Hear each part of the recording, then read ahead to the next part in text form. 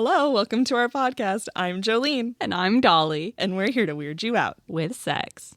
Dolly, what content warnings are there for us today? In this book, there's discussion of age gap relationships, prostitution, abuse, murder, family annihilation, corruption, and toxic and abusive relationship dynamics. Listener discretion is advised. On with the show.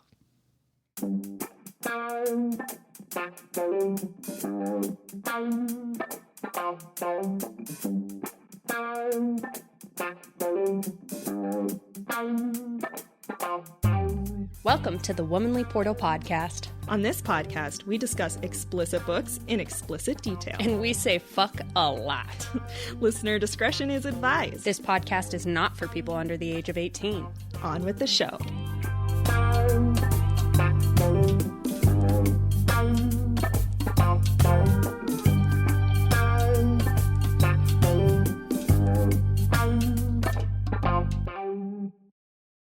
Hello, listeners. I'm Dolly. And I'm Jolene. And we're here to weird you out. With sex. In books. What kind of book sex are you weirding us out with today, Dolly? I am so excited that you asked.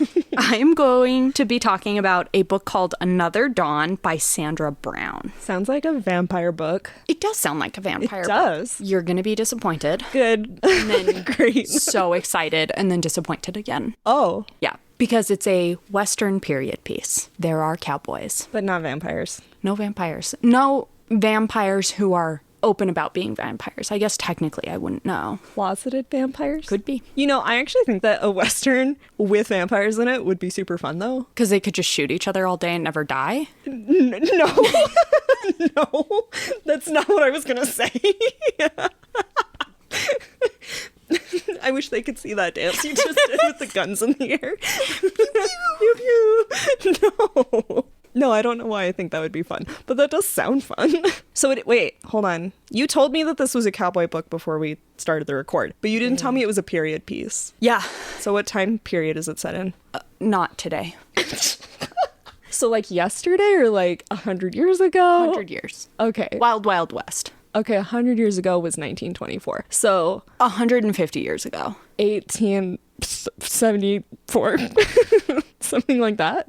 Something. Okay, like that. Wild, yeah. Wild West, that was what we're talking about. Yeah, there are brothels, sheriffs, cattle rangers. They're in Texas. Oh, good. They don't say the year. Okay, okay. That's kind of surprising. But like, no cars. Wagons. Okay. Horses. Well, the car was invented after those states were founded, so yeah, that would make sense. Yeah. You sure? No. Yes? Okay, C Mann saying yes. History was literally my worst subject in school. Not math. Well,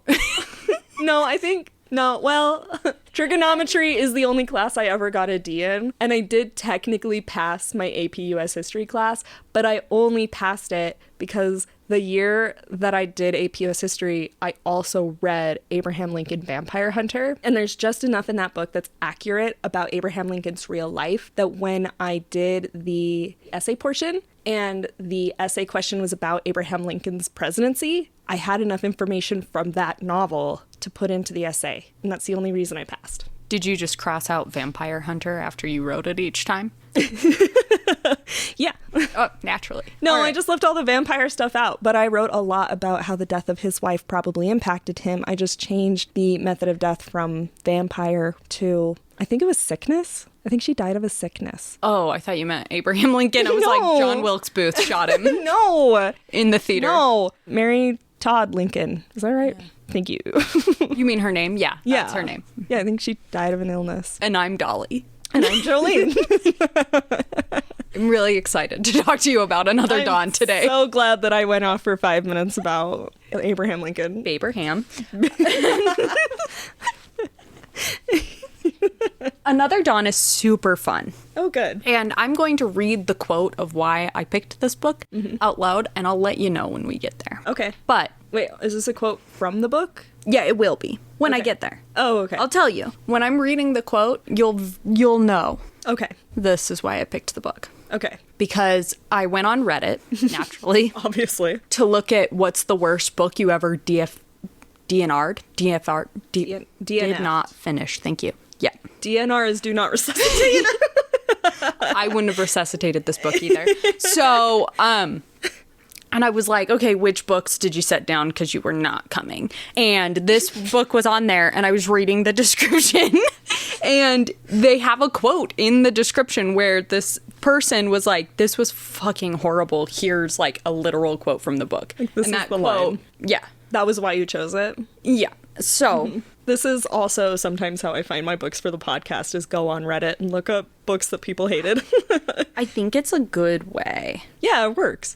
So this Reddit poster included this quote. How could this be wrong? You used to kiss my scrapes and bruises and make them well. Kiss me now, Jake. Take away this terrible pain inside of me, even if you must pretend I'm my mother. His mouth met hers before she even finished speaking. So. There's a lot to unpack in that sentence. And we're going to get to that. Okay. And it's going to be super fun. I'm so glad. So, let me just tell you about this book. First, setting the scene. Okay. Banner is 18 years old. She is engaged. She's about to be married when the book starts. Okay. Jake, who ends up being the love interest, is 18 years older than Banner. Okay, so he's a full-ass adult when she is born. Yes. Okay. He is 18 when she's born, and now she is barely an adult, and he is 36 years old. So. Twice her age. Yes. And the book opens, Jake is in a brothel. Oh, good. Yeah. Great. And as the very opening scene. This is the whole first chapter, is he's in a brothel. And he's about to have a shootout with a guy who cheated while they were playing poker. Oh. And he calms the guy and is like, take your money and go. And if I see you again, I'm going to shoot you dead. Oh. And then the owner of the brothel comes down, the madam. Her name is Priscilla, or Pris. Honestly, that's such a good madam name, though. Yeah, it's her actual name, and she is one of the villains. Oh, no, I don't love that. Yeah, so she has a thing for Jake and is trying to get Jake to sleep with her. And they've known each other their whole lives. Okay, I don't like and you're coercion. introduced to this. And they're chatting and kind of like flirting and arguing back and forth.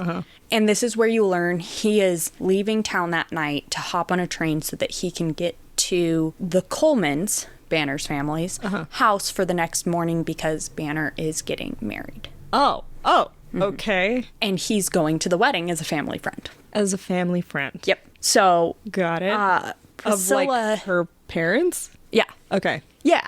Okay, cool. So Priscilla, Jake, and her parents have known each other since they were all on a wagon. Oh, pioneer style. Yeah. Okay. Coming from Tennessee to Texas. Okay. So they all know each other's secrets and history, but you as the reader and Banner do not know them. So you're introduced to a really small hope piece of Banner that. doesn't. I really, really hope she Not doesn't. yet. Oh, good. So then he leaves. He like jilts Priscilla because he won't sleep with her. He leaves. In the next day is Banner's wedding. And she wakes up in the morning, she goes downstairs, and they greet each other, Jake and Banner, because he came home. Also, Jake's mom lives like with the Coleman family. Jake's mom lives with Banner's family. Yes. Like, is an old grandma lady?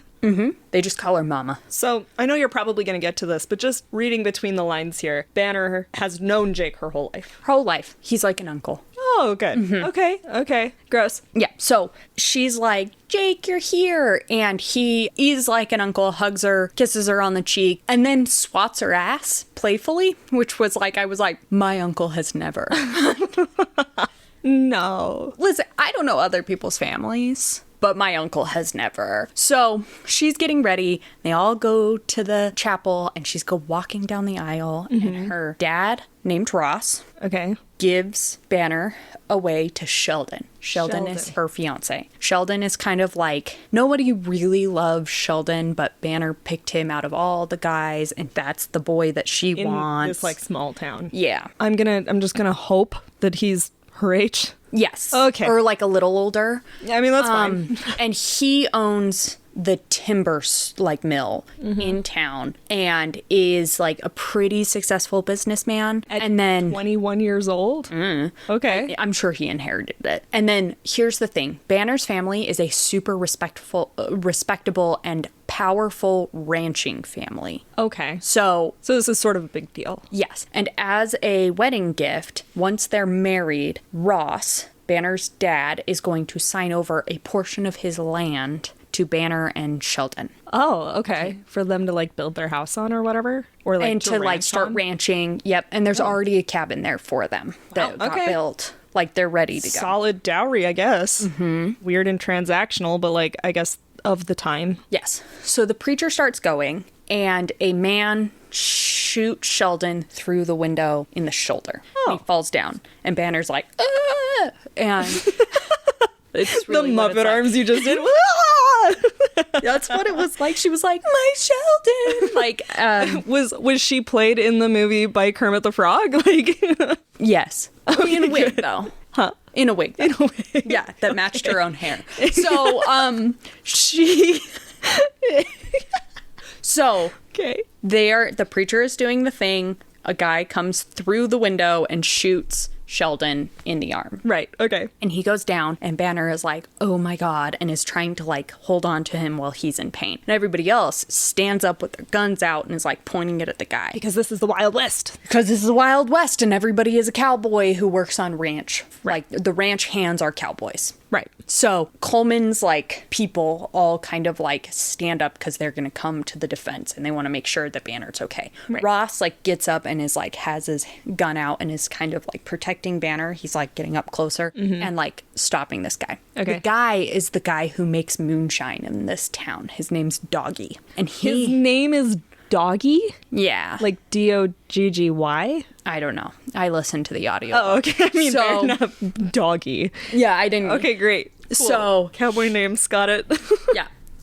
Well, and he's like redneck, lives in the woods, deep, far away from town, is considered like dirt, even in this cowboy Wild West town. And is played by Rolf in the Muppet movie version. Yeah. Because his name is Doggy. And he's got like a very dirty daughter who runs the business with him. a dirty daughter? That's how she's described as like physically dirty. disgusting. Just will not wash her body. Well, yeah, like they're Okay. gross. Okay. These two people. So he comes in and her name is Wanda. Okay. And More he- normal name. Yeah. So he's like, I'm stopping this wedding. Okay. And she was like, you're trying to kill my fiance. Banners. She's like, why are you trying to kill my fiance? And like is really worried. And he was like, he's going to live. If I wanted him dead, I'd have killed him. Like, I just needed to stop the wedding. And he got my daughter pregnant. Oh. So he's not marrying you today. He's marrying Wanda. And Oh. Sheldon is starting to come back too. It didn't And bleed he out? hears the No, because he just got shot in the shoulder. If he was going to be dead, he would have been dead. I mean, These are cowboys. feel They know like- how to shoot. like you bleed from your shoulder wounds Sure. in the Wild West and get an infection and then die. Right, but this is like 10 minutes after he got shot in the shoulder. So not so enough time for infection to set in yet. I mean, but like, it's fine. I won't. It's fine. Okay, keep going. All right. So he's like, you're not marrying Banner Coleman. You're going to marry Wanda. And Sheldon is like, I didn't do that. And he's like, yeah, you did. And he was like, she wasn't just with me. She was with every guy in town. That And, makes it so much better. and Wanda's like, yeah, but I know it's yours. And Banner is like, you were with her? Like, while you were engaged to me? Yeah, either And way. he was like, no, like, and he realized he had admitted it. So Banner and then the Coleman clan, Banner gets up and starts walking out of the wedding. The Coleman clan kind of like circle around her, and they all still have their guns out because they're ready for a shootout. Because they're cowboys. And they all go home and take care of Banner. Okay. And- Just Secret Service style, they just surround her, guns pointed out, and they're like, scoot, scoot, scoot, scoot, scoot, scoot, scoot, all the way to the house. Yeah. So the preacher marries Sheldon to Wanda. Okay. And then we're like, okay, I guess he's Like fucking against gone. his will, kind of? Well, yeah, but if he didn't, then he would be seen as the monster because he got outed in a way that was like very public. Yeah, that's fair. Right. And, all he the is a men who had philanderer. Yes, and all the men who had slept with Wanda were like phew, like not me. So Banner goes home and she is frustrated because she was very excited to become a woman and know a man's love. You mean fuck? Yeah, like she wanted some carnal desires to be fulfilled, you know? I don't know why you're censoring yourself. This isn't YouTube. This podcast is marked explicit. Perfect. So she's randy as hell, and all she wants to do is get fucked. She just wants to be like... Yeah, but she doesn't know anything. Right. Like, well, because she only knows what she's overheard her brothers talk about, which only one is her brother. The other one is technically Jake's brother, who is the same age as her brother, and they're best friends and thick as thieves. Okay. Yeah. Okay. Well, I've heard of that before. That's not that weird. Yeah. Okay. So, Doesn't that kind of make Jake like her weird older brother twice her age, though? yeah, / uncle. Yeah. No, like, there is... Yeah, okay. He is a close family friend. Okay, great. Yep. Continue. Keep going. So, Banner is feeling jilted, and she... Horny. Well, and, like, jilted. Like, she feels embarrassed. Like, she was publicly yeah. embarrassed, right? No, that is a terrible way to find out that your fiance is cheating on you. It Yeah. does sort of make you the butt of the joke. But I'm glad the shot in the shoulder came before they said I do, because So glad. she would have been fucked, you know? So, Well, literally. Yeah. Well, maybe not. So she goes to bed, and for some reason, because she's already packed away her, like, childhood clothes or something, she ends up in her wedding nightgown. Oh, like from the trousseau or whatever. Yeah, like the lacy ass whatever that she was going to wear on her wedding night. Yeah. It's not lingerie, it's still just a nightgown. But Well, it's I mean, yeah, this is sheer and sometime shows between her womanly body.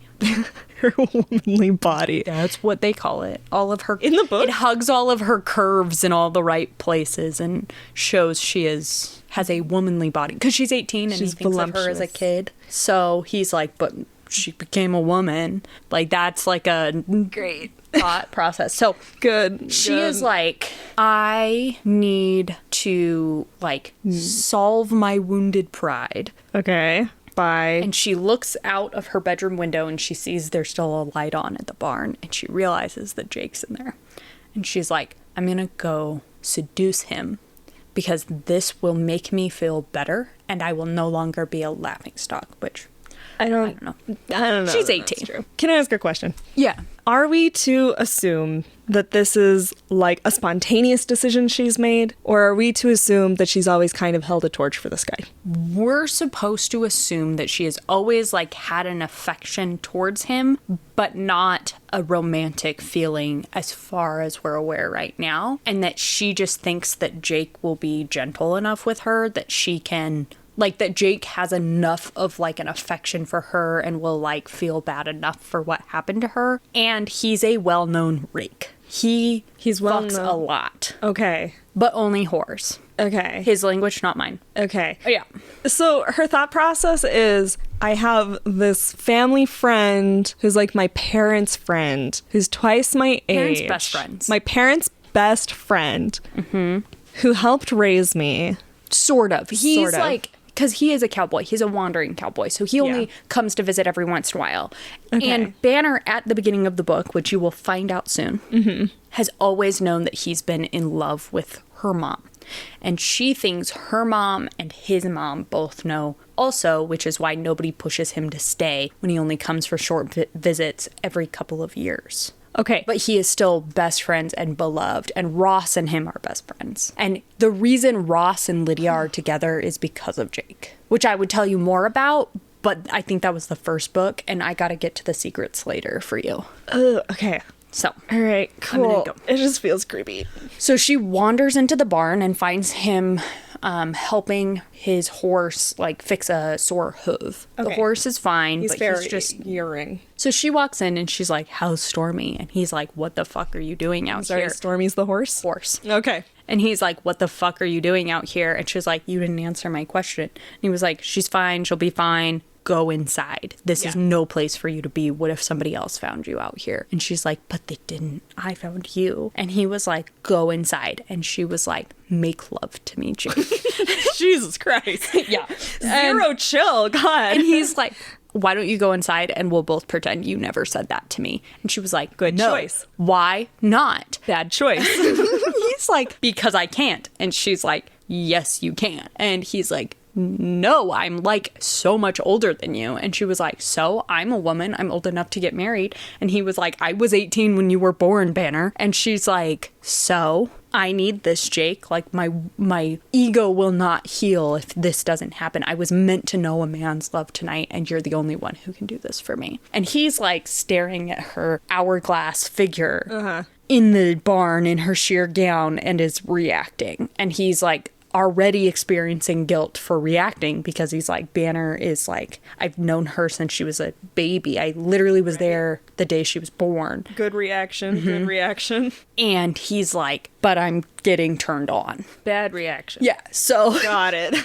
so they're doing this argument like, we cannot do this, Banner. We can. I'm the last thing you need. You're the only one I would consider asking to do this. You're a virgin. Yes, I'll hurt you. You couldn't. You'll suffer for this later. I'll suffer more if you don't. Oh my God. Like, this is the dialogue. She does sound very 18. Yes, she does. Yeah. And he's like, this is wrong. And then she's like, how could this be wrong? Oh my God. You used to kiss my scrapes and bruises to make them well. Kiss me now, Jake. Take away this terrible pain inside of me, even if you must pretend I'm my mother. And that does it for him. Oh no. Oh God. So then he starts making out with her face, and he he gets her lips to part, and then he sweeps her mouth with her tongue, and she's like startled by it, right? Because she's 18 and she's never had an open mouth kiss. Yeah, because they're probably like super religious cowboys. Well, she's like been very sheltered her whole life, and her dad is like, people know not to cross her dad because he would like shoot a cowboy dead if they tried to do anything with her. And so she's only been properly courted. Like, she is treated like a proper lady, right? Sure.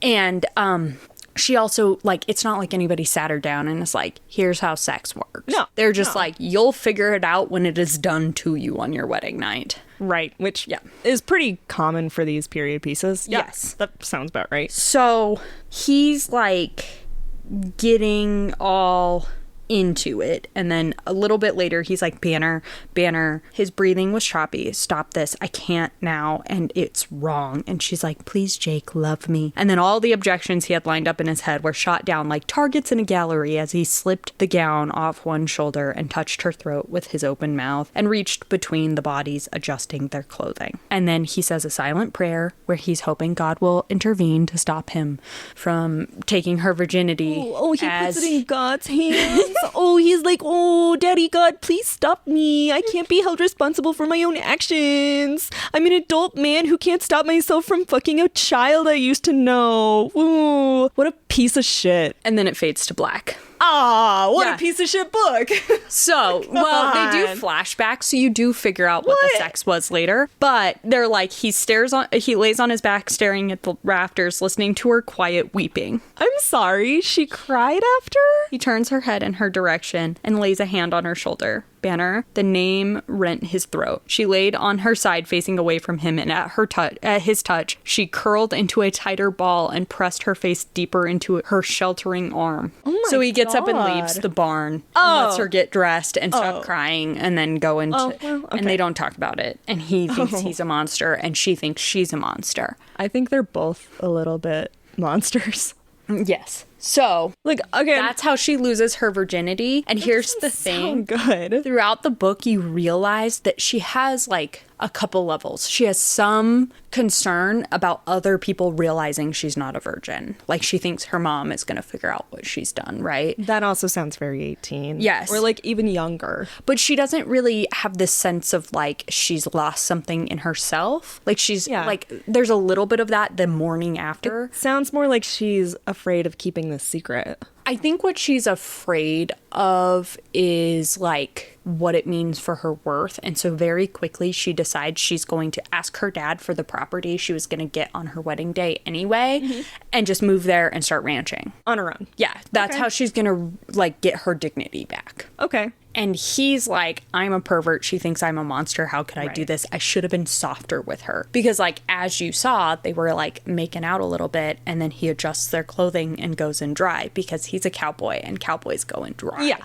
we all know this. Yeah. This is just very obvious. I'm just gonna I just want to say like out loud, because I feel like it's important for us to say this as people who on this podcast may not share a love for this trope that other people love. I know that age gap is a big thing for people. People like the age gap trope. And to a certain degree, I understand why, right? Like I get what people are seeing there. I think what makes this example of an age gap particularly gross is the Power dynamic. The power dynamic, but the pseudo-incestuous nature of it. Like the power dynamic is this guy is practically family. Yes. He's practically family, and in a way, he is the adult in this situation. Yes. Like it's the same reason that like hot for teacher icks me out. You are the adult in this situation. Your excuse should not be I couldn't help myself. Yes. He came on to me so hard that I couldn't help myself, says the teacher who fucks a 16-year-old boy. Like, that's not okay. And that is what this is.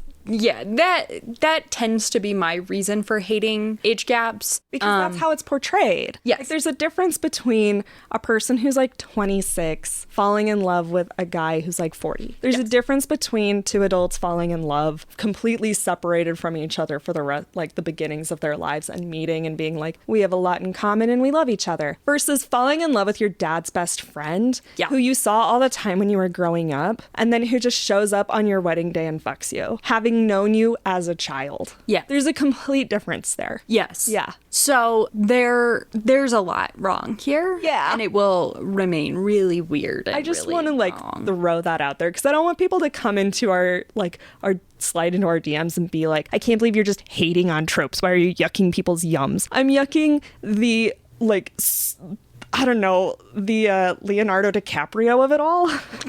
Like, it's pretty creepy, is what I'm saying. Well, this example is creepy. I hope that Jake keeps her after 25, but yeah. We don't know. Leonardo no, like, this is a DiCaprio moment for sure. So, I'm gonna keep going. Okay, keep going. So, Banner has decided that the way that she is going to earn back her dignity is that she's gonna take what should have been her dowry, and she's going to become a great rancher. Right. All by herself. All by herself. She's never been a rancher. Like, okay. She was a tomboy. She knows a lot about like ranching and owning a farm. Spent a lot of time around her dad and brother, and but and she also Uncle was Buck. a woman. Yeah. Well, and I just have a really difficult time believing that her overprotective dad is going to go for this plan. So he decides that if Jake is her foreman, that he will allow it because Jake will keep cowboys away from her. Because he can trust Jake to protect his daughter. Yes. And because he thinks that now that Sheldon's, like, that whole thing happened, people are going to come out of the woodwork, especially if she's living alone there. Like, she is not going to be safe. And he might be right about that. So he gives her the property. Or he's willing to give her the property if she will accept Jake as her foreman. Mm-hmm. And then he's going to give a handful of his own, like, ranch hands, have them work over at her property. Yeah, that makes sense because it's him cutting his property. Yes. So he wouldn't need as many ranch hands anyway, hypothetically. Yeah. And, like, at first, there's, like, a lot of basic work to be done, and it's not like they have cattle yet. They have, like, a handful of... Yeah, they've got to get the property prepared to be good ranch land. Yes. So... Okay. Jake is like, I'm not doing that. Yeah. Yeah, he was like, absolutely not. He's a wanderer anyway. Yeah. And Ross is like, what job do you have? You told me you quit your job. And he's like, yeah, but Banner's not going to go for that. You know that she's too independent for that. She's going to think that you're trying to, like, parent her from afar. And Ross is like, I don't give a shit. And, like, he's like, I am trying to parent her from afar. He's like, I need you to keep her safe. And Jake's like, I'm not doing it. And Ross is like, well, think about it while you're here. I know you're going to spend like a day or two with your mom before you head out. So think about it in that time. Don't give me an answer yet. And Jake is like, I'm not doing it. And he's like, think about it. And so Jake goes fishing. And Lydia, that is Banner's mom, Ross's wife. Right. Which, side note, Ross and Lydia are obsessed with each other. They have a very happy and loving and sexually active marriage. I'm so glad we know that. Yeah, we do. Because there's multiple scenes where they, like, fuck or they're about to fuck, and it fades to black. Like, they are rabbits. Okay. And they are so fucking horny for each other. Good. So Jake loves Lydia from afar, right? Jake has always loved Lydia. We know because Banner was like, pretend I'm my mom. Right. We already knew Let's that. ride, cowboy. So... Literally. So Lydia is like, hey, your mom is getting old, and then you might not come back here in time for her, like, before she dies. And Ross says that if you turn down this foreman job, that he's not giving her the land because it hasn't been official yet. So he hasn't signed the paperwork. He was waiting until after the wedding to sign over the paperwork. Mm-hmm. So it's still his land. So he can still be like, yeah, get fucked, Banner. You know, and he's going to. That's what a loving father would do. Right. And he thinks that he's doing it in Banner's best interest, but he does not want her out there alone. Yeah. Because it's dangerous for an 18-year-old girl. In the Wild West. Genuinely agree. Yeah. I can see where the feisty, spirited young woman... Impulsive young woman vibe is coming from here, but I feel like we're not supposed to be on Ross's side, but I'm kind of on Ross's side. Yeah. Well, and Jake is like, you and Ross are blackmailing me. And Lydia's like, yep. This is going to be on you. If you don't go, Banner's not going to get what she wants. I mean, and your mom's going to die. Like, that was like... I don't think... That sounds like a threat now. It's like, your mom's real old. And my daughter's real impressionable. And both of them are going to die terrible deaths if you don't go move to this cabin in the woods and fuck my child. He's going to stay in the barn because he has to be by the house. Mm-hmm. But he can't be in the house. That would be scandalous. Right. That's why they fucked in the barn in the first place. So he's just got this really awesome opportunity in front of him where either he lives in a barn next to an 18-year-old girl who won't stop coming on to him, or who he has taken her virginity, which means she is unpure to be married, right? They don't know that. No, but Banner and Jake do. Yeah. Or his best friend and childhood crush murder his mom. That's what I'm hearing. Well, they are saying we don't think you'll come back by the time your mom dies. Yeah. So you're never going to see her again. If you Which leave, sounds like plausible deniability to me. Yeah. So then Jake is like, you're blackmailing me. I'll do it. Okay, great. If you can get Banner to agree. This is at least the second time that we've had sexual blackmail. Yeah. As a plot device. Yeah. So he was like, if you can get Banner to agree. So they all sit down with Banner, and Jake won't look her in the eye, and he's smoking his cigar. And Ross is like, I'm going to give you the property. And Banner's like, oh, thank you, Daddy. And he's like, and Jake's your foreman. And she was like, oh, no, as the property owner, I'm going to make decisions on my own of who's my foreman. Okay, intelligent. Mm-hmm. And Ross is like, I haven't signed over the paperwork. Jake is your foreman, or I'm not giving you the property. And she's like, you'll come around. And he's like, nope. And she was like, that's not fair. And then like, he storms off.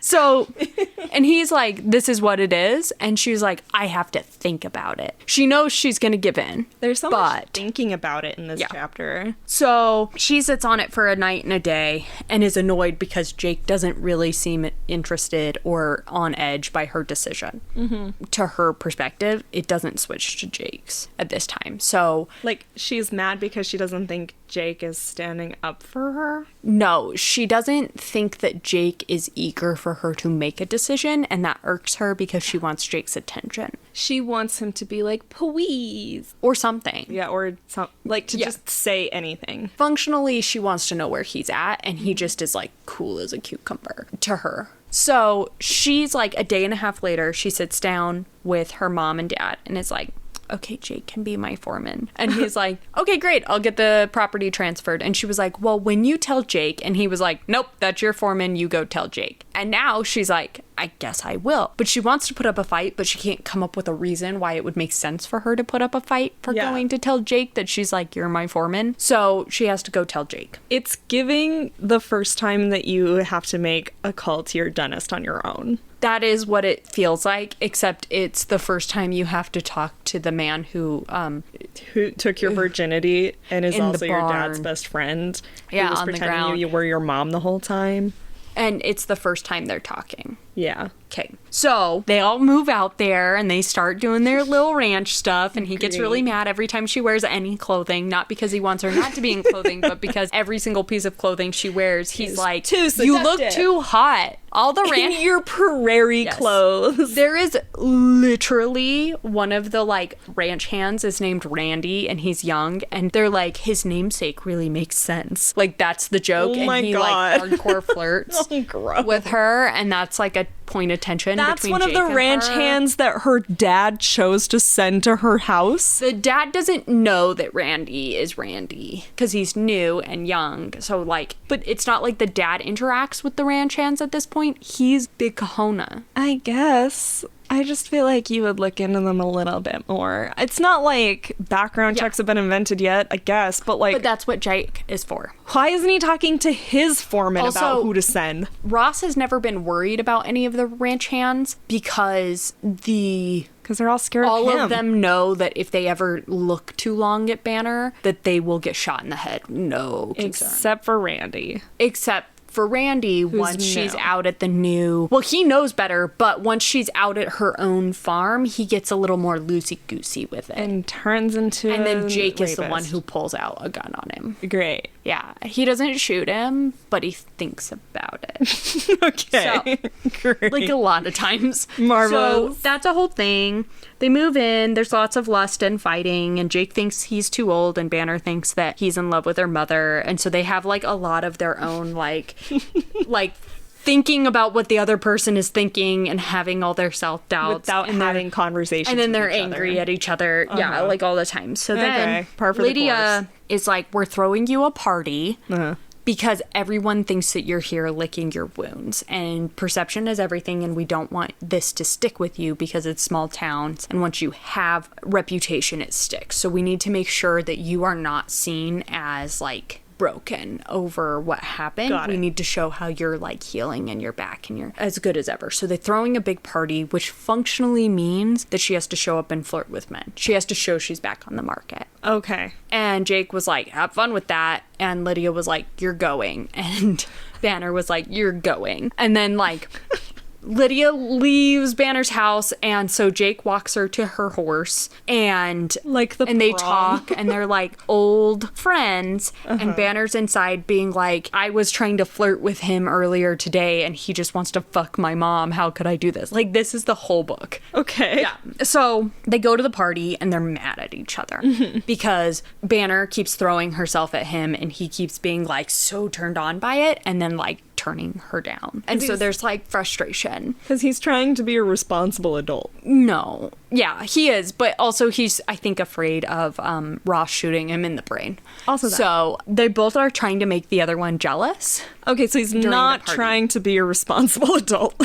No, he just feels jealous by, well, he's not trying to make her jealous. He feels jealous that she is like fine and like handling life and is the life of the party, and that he's having feelings. He's mad that he's like having a response to Banner. And so this girl shows up, and it's introduced as the mayor's daughter, and Banner is talking to her brothers, and she's like, ugh, who invited her? She's the worst. I hate this girl. And so it turns out that this girl and Banner have had like a bitter rivalry their whole life. Okay. And Banner thinks that she's just like self-centered and is an asshole and kind of a floozy. Okay. And she thinks Banner is like the one-upper. Like she's like the princess and the golden child when the mayor's daughter should be, right? So like that's their relationship.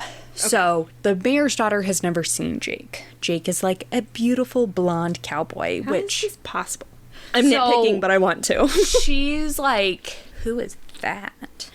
And then Banner is super jealous. So Banner's like, I'm going to go dance. And her dance card immediately gets full. All these men are so excited. And Right. she's dancing. 'Cause that's the point. With all of the guys. Yeah. Yeah. And Jake dances with the mayor's daughter. And the mayor's daughter puts out. Oh, good. And so they go behind the barn, and his solution in his brain is, if I just get off, I will stop feeling this way about Banner. Like he's trying to replace her in his mind with somebody else. He thinks that he's sexually frustrated because he hasn't had sex in a while, and that's why he's obsessed with Banner, because other He's than around yes somebody. Yeah. So the last time he slept with anybody was when he took Banner's virginity, and it had been a while before that too. It's like what is implied. Okay. So he's like, if I fuck this little blonde girl behind the barn, then I won't feel so like pent up around Banner. Great. So he's gonna sleep with another teenager. yeah, I think she's a little older than Banner, but yeah, she's a teenager and she's young. And so they start like doing stuff, and he's like kissing her and like undoing her like chemise so that he can fondle her boobs. And Great. Okay. there's like a lot of like nipple play in this book. Okay. So Sandra Brown, Loves her nipples. she gets off nipple rubbing. So she loves it. Men, Yeah. women, doesn't matter. Everybody should just like take a thumb to the nipple. So It's an erogenous zone. yes, it's Sandra's erogenous zone and Jake's.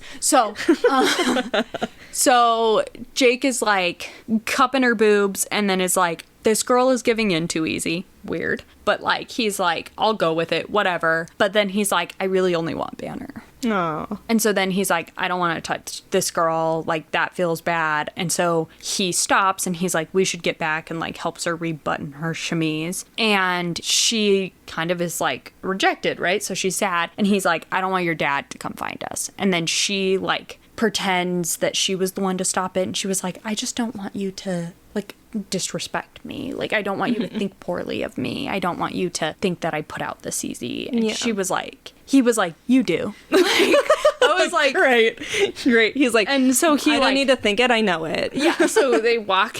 He walks her back to the party, and then they ignore each other. But Banner watched them sneak off. So she's like, oh, you fucked the little blonde, but you won't sleep with me? Fuck you. Like, Yeah. she's pissed. Because she's been trying to seduce him for like weeks. A couple weeks, yeah. Yeah. So then there's a bunch of cattle. They need to go into the bigger towns, Fort Lawrence or something. I don't know. I should remember, but I don't. Whatever. Because they were just made up places. They need to go somewhere else to get They have to cows. take the train and go meet the cattle broker and buy cows. and then, like, wrestle them all back. yeah, so he's going to go with her brother and then his brother, and the three of them. They're going to take the train. They're going to bring him back. Okay. And she was like, great, I'm going. And he was like, no, you can't come to town with us. And the boys were like, this was supposed to be our chance to go to the bigger city. Yeah. And like go to a ton of brothels. Yeah, we're having a and, like, boys' get trip. Fucked. Right. Yeah. Yeah. They were like, don't let our sister come. And he was like, I can't tell her no, she'll just show up. So she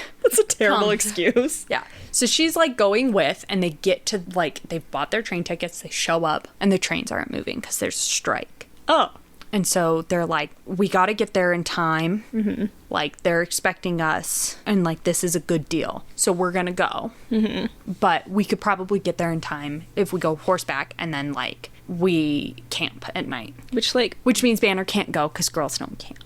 what? So he's like, bye, Banner, let your dad know. Why don't girls camp? Because it's dangerous. What? There are weren't- Robin Hood types who Weren't they gonna fuck have to 18-year-old girls. camp I don't know. anyway when they drive the cattle back home? No, they put them on the train. Oh, they were gonna put the cows on the train. Yeah.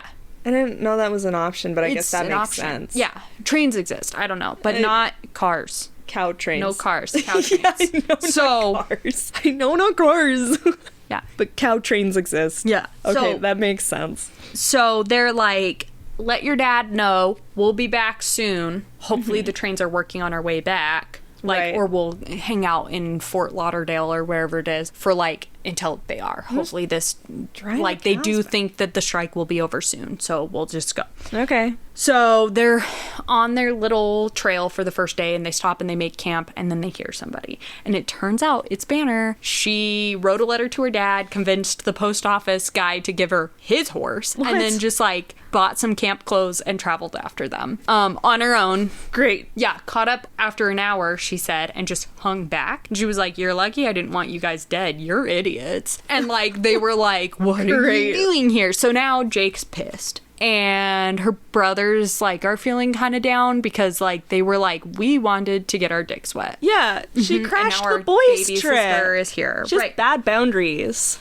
So I'm gonna take a little side Oh, we're on a side quest? Yeah, we're on a side quest. So Sheldon married Wanda. Oh, this is a weird side quest. Okay, And the go. baby's about to be born. That's right, because she was He pregnant. won't move Wanda into into his house in town because he's trying to sell it. He had put it on the market when him and Banner got engaged, Right. and there's a family looking for it. So he's saying, I can't move her in. And so she still lives with her dad, and he comes out of town and like goes up and visits them. And he is repulsed more and more every day by his father-in-law and by his wife. And They're completely unwashed bodies. they're So she was like 9 months pregnant. She was like a lot of months pregnant. I Yeah. think there's maybe been 2 months past at this point, maybe. Okay. She's like really heavily Yeah. pregnant. Yeah, she had a swollen belly at the church. Okay. And like So- courtship does not last that long in the wild, wild west. So he's been stepping out on Banner like the whole time. Yeah, the whole time. Okay.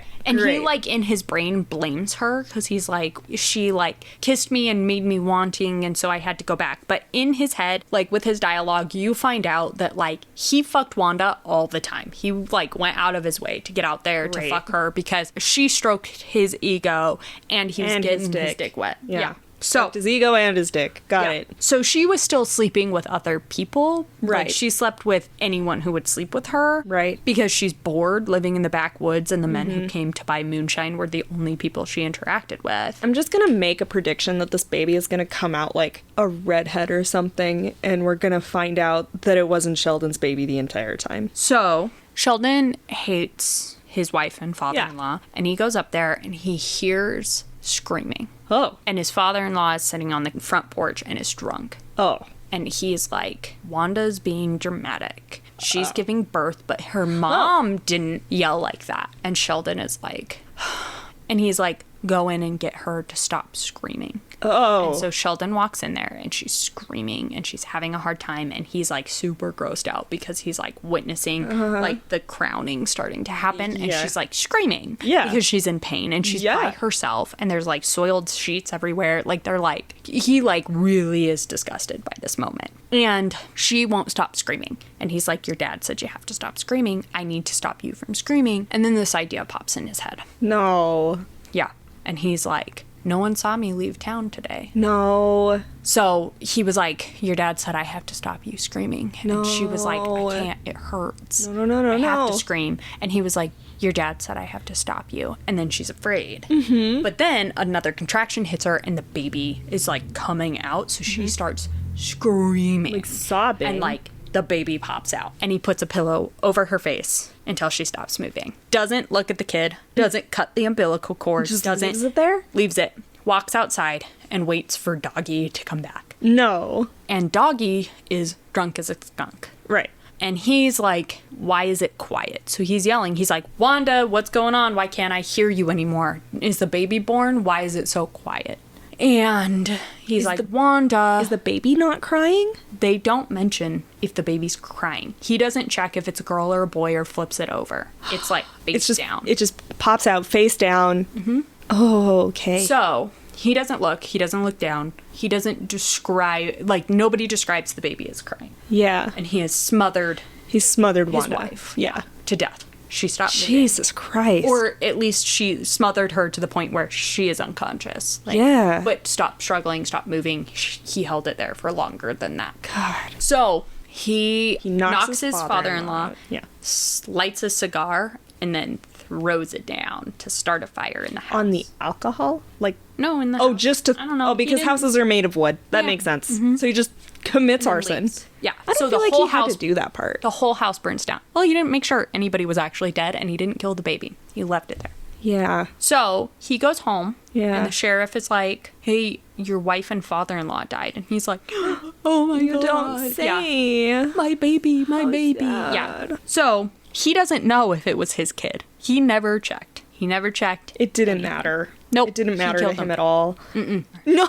Okay, so we're done with that side plot. Oh no. Okay. Yeah, we'll come back. He comes back. I don't Okay. want to. So we're back with Jake and Banner, and Lee and Micah are the names of the brother, Lee. Okay. And Micah is Jake's brother, but they're best friends. Right. And Banner grew up with them both as brothers. Okay, cool. Okay, so they are napping, and the next morning they're riding, and Banner is out of water, and she's thirsty, and she's tired. Her ass hurts from riding saddle for so Yeah, long. because she didn't prepare Yes. to go camping, and she just expected it to be fine. Yes. So her brother is also out of water, and he's like, there's a farm up there. Can we go see if they'll give us well water? Mm-hmm. Like cold well water. Jake's like, fine. So they go there. Jake sucks. And they see the farmer, and Jake's like keeps the farmer calm because there's a lot of like robberies at this point in the Wild West. And he's like, do you have any water to spare? Like, can we have some well water? Yeah. And the farmer's like, fine. The farmer sends his daughter out. Yeah. Norma. 'Kay. Norma is pretty. Is she? And the brothers are like, hey, Norma. Like, they're flirting. They are Right in front of her besotted. father? Pretty much. Okay, great. Well, the farmer's like a little bit away, but he knows. He knows what's happening, so he's pissed. He's like, Wanda, what's happening yonder? Which, wait, hate the fucking term yonder, and she uses it every time there's an angry father, is what's happening yonder. do you mean Wanda? Because No, you not said Wanda. Wanda. Do Norma. you mean Norma? Norma. Okay. Sorry. I was like, things are getting weird Yeah. now. I thought Wanda was dead. Wanda is dead. There's more than one Wanda. Oh, no. So Norma. Okay, Norma. So What's happening Jake's yonder? like, let's go. Like they've all had water, and he's like, let's go. So they keep riding. They make camp, and then Jake goes to clear his head or something. He disappears Take for a a piss. bit. Got it. And Banner is getting ready for bed, and she realizes her brothers are Gone. in a discussion. Oh. And it sounds like they're up to something. Oh. And she's like, what are you doing? And they're like, we're gonna go for a ride to cool off. We're gonna go have a threesome with a hot daughter we met. Yes. So they disappear, and Jake comes back 30 minutes later, and he's like, where is Lee and Micah? And she's like, they left for a ride. And he was like, you just let them go.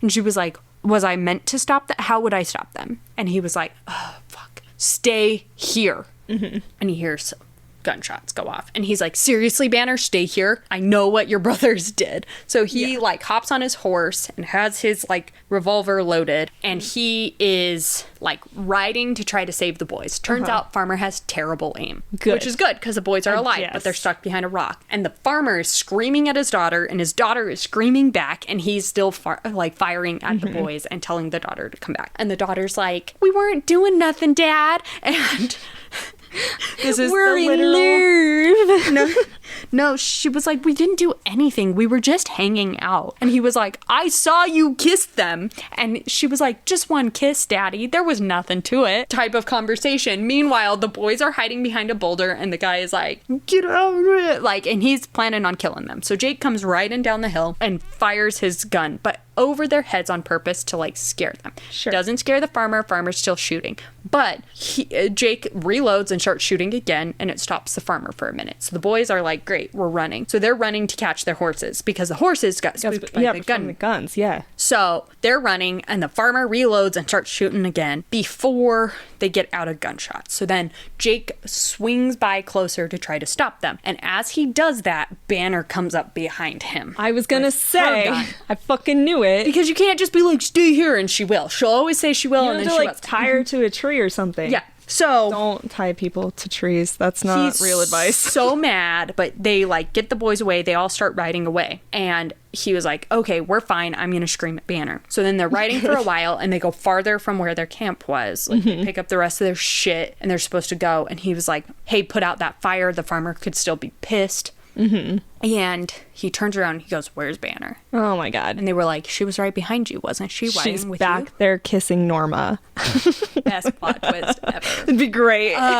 You said you had a long list of people who fuck in this book. If only it were Norma and Banner. I know. And she is like gone. And he's like, did she get shot? Because the farmer was still shooting as they went away. And I didn't realize it. And she's dead in the grass. So he's like freaking out. He's calling for her, doesn't hear any, like nobody responds. So he goes down and he's searching the ravine for her body. Yeah. And like is trying to find her. And then he's like, what if she like is back at camp? So he goes back and she's still not there. And he's like, I'll keep looking. And then he's like looking around, and he comes across a pond, and she's in the pond bathing. She took a bath break? Yep.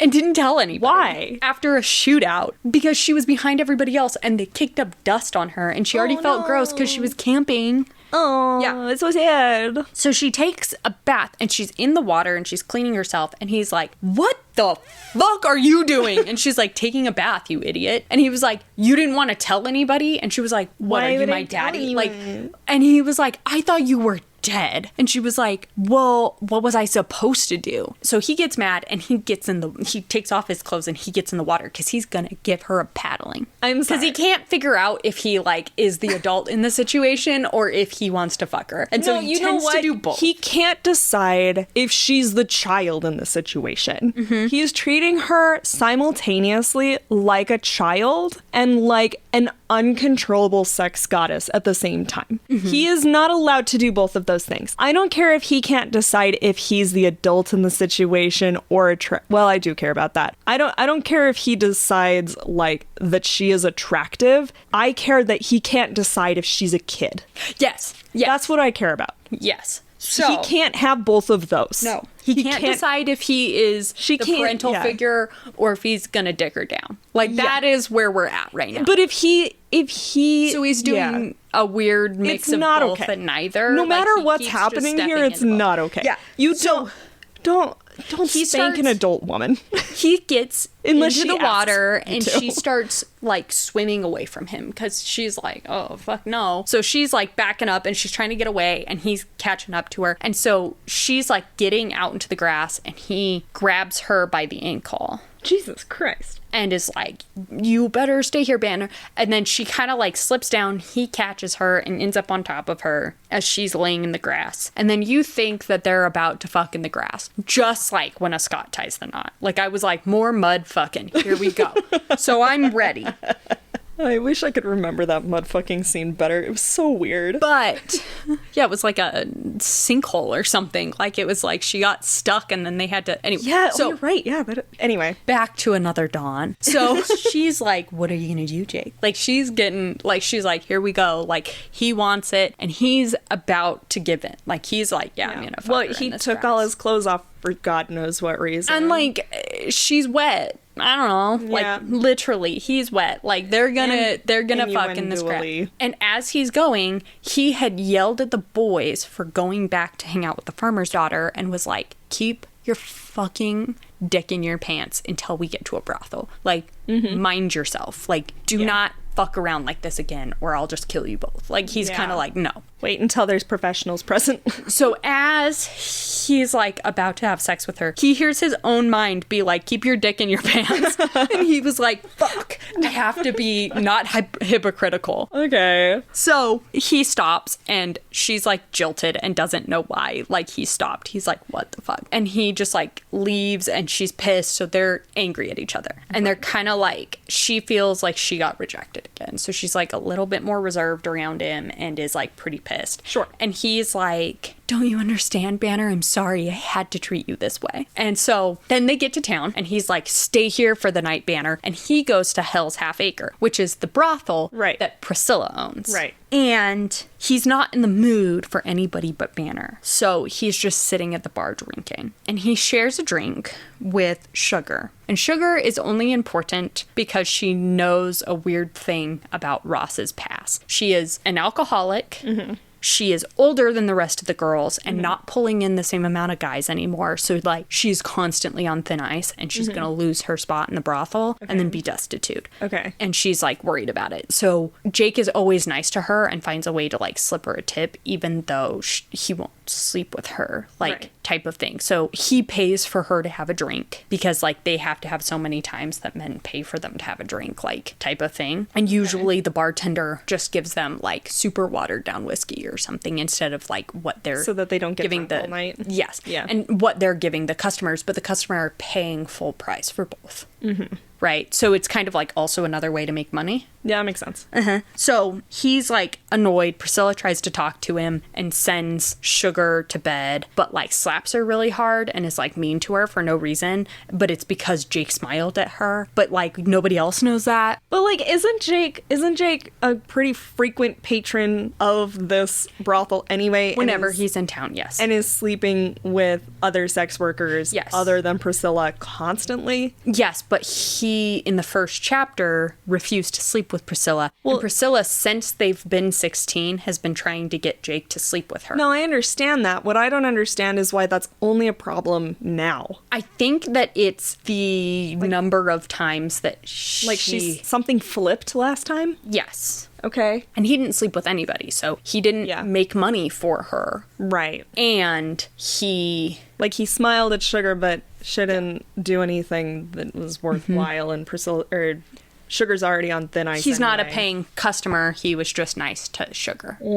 So, and Priscilla is under pressure because there's a new preacher in town that is getting support by most of the population, even those who frequent her joint, to actually push against brothels and to shut them down. Okay. And she is losing that fight around town. So she's at like a level of risk for her investment in general, right? Okay. And then she's mad at like this thing because she feels jilted by Jake. Got it. Jake decides he's going to leave after he calls Priscilla a bitch for slapping Sugar.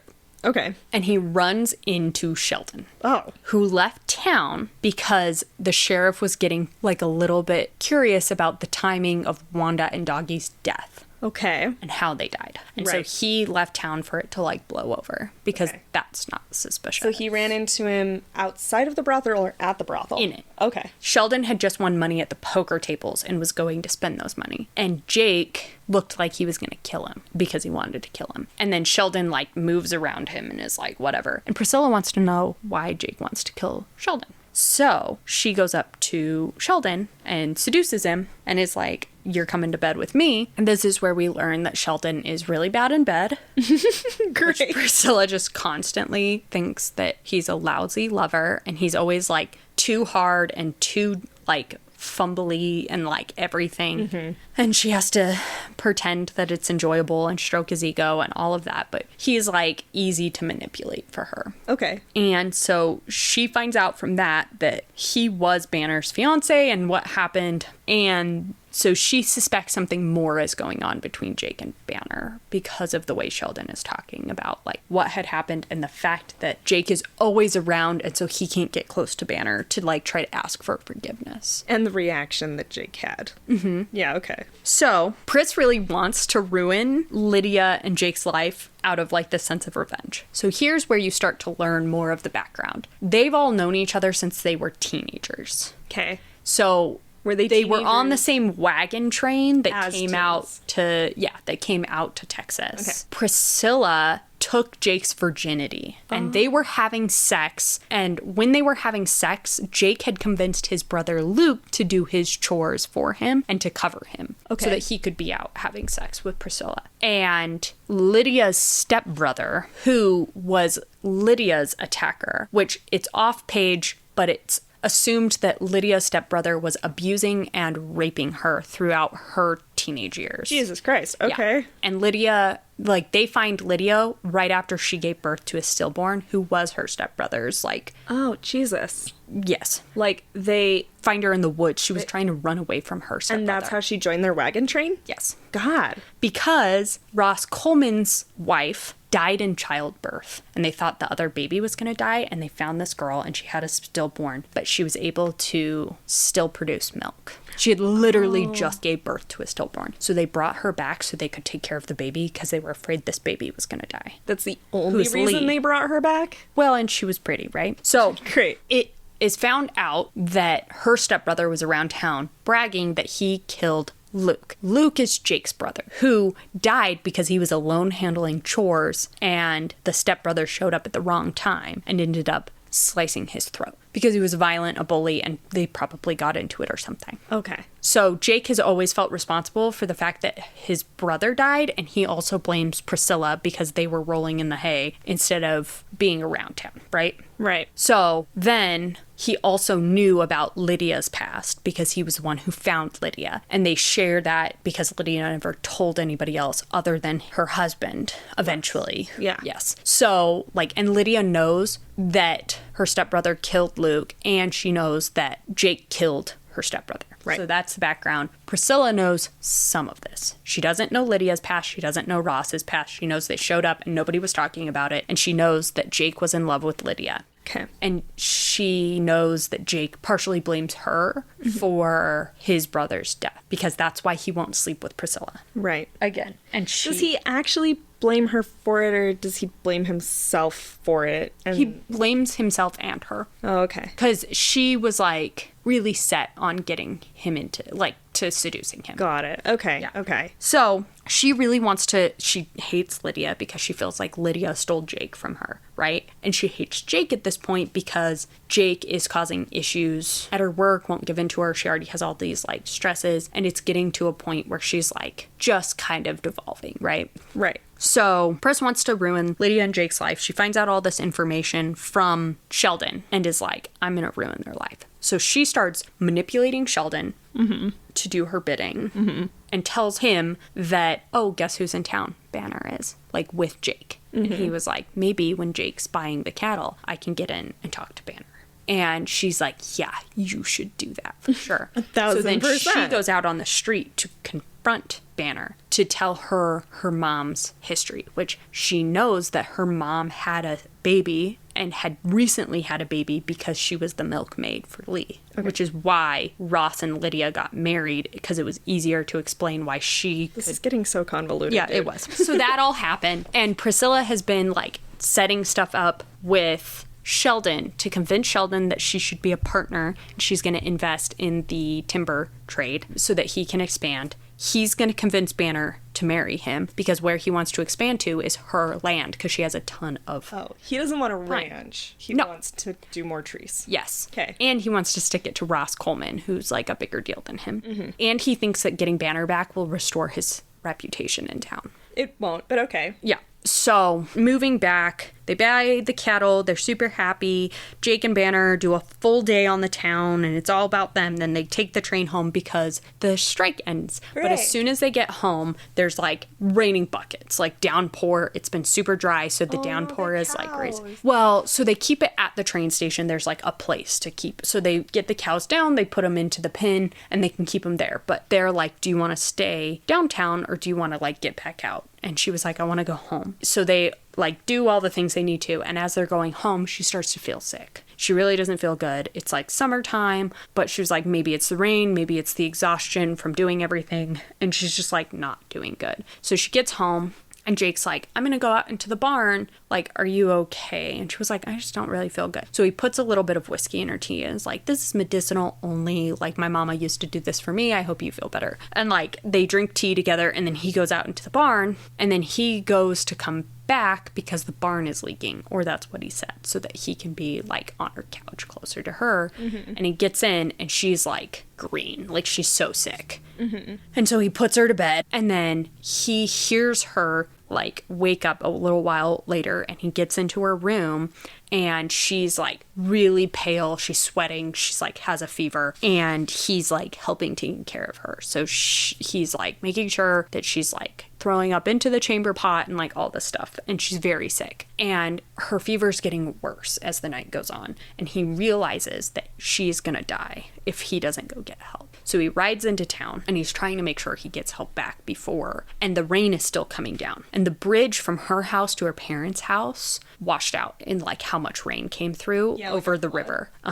So her parents' house is completely isolated during this storm. They luckily can still get into town. So he goes and finds the doctor, and the doctor is like, like there's 2 doctors in town. There's a young one, but he's out of town. And then there's an older one, and the older one is kind of like an old school kook. Okay. Yeah. Okay. So he's like not really interested. He thinks that this is like a cowboy who has a friend who has a bullet wound. And he's like, bring your person by later when it's convenient. Like, I'm on my lunch break. And so Jake is like, it's Banner Coleman. And the guy was like, oh. And he was like, she's really sick. She's throwing up. She has a fever. I think she's going to die. You need to come right now. And he was like, bring her when it's convenient for you, like in a couple of hours, like when the rain stops, but I'm not going anywhere. And so Jake pulls out his gun and is like, yes, you are. And so the doctor grabs his shit and Jake follows him out there. And the doctor gets there. That's cowboy as fuck. Yes. Yeah. The doctor gets there and is like, it's appendicitis. And Jake was like, I thought so.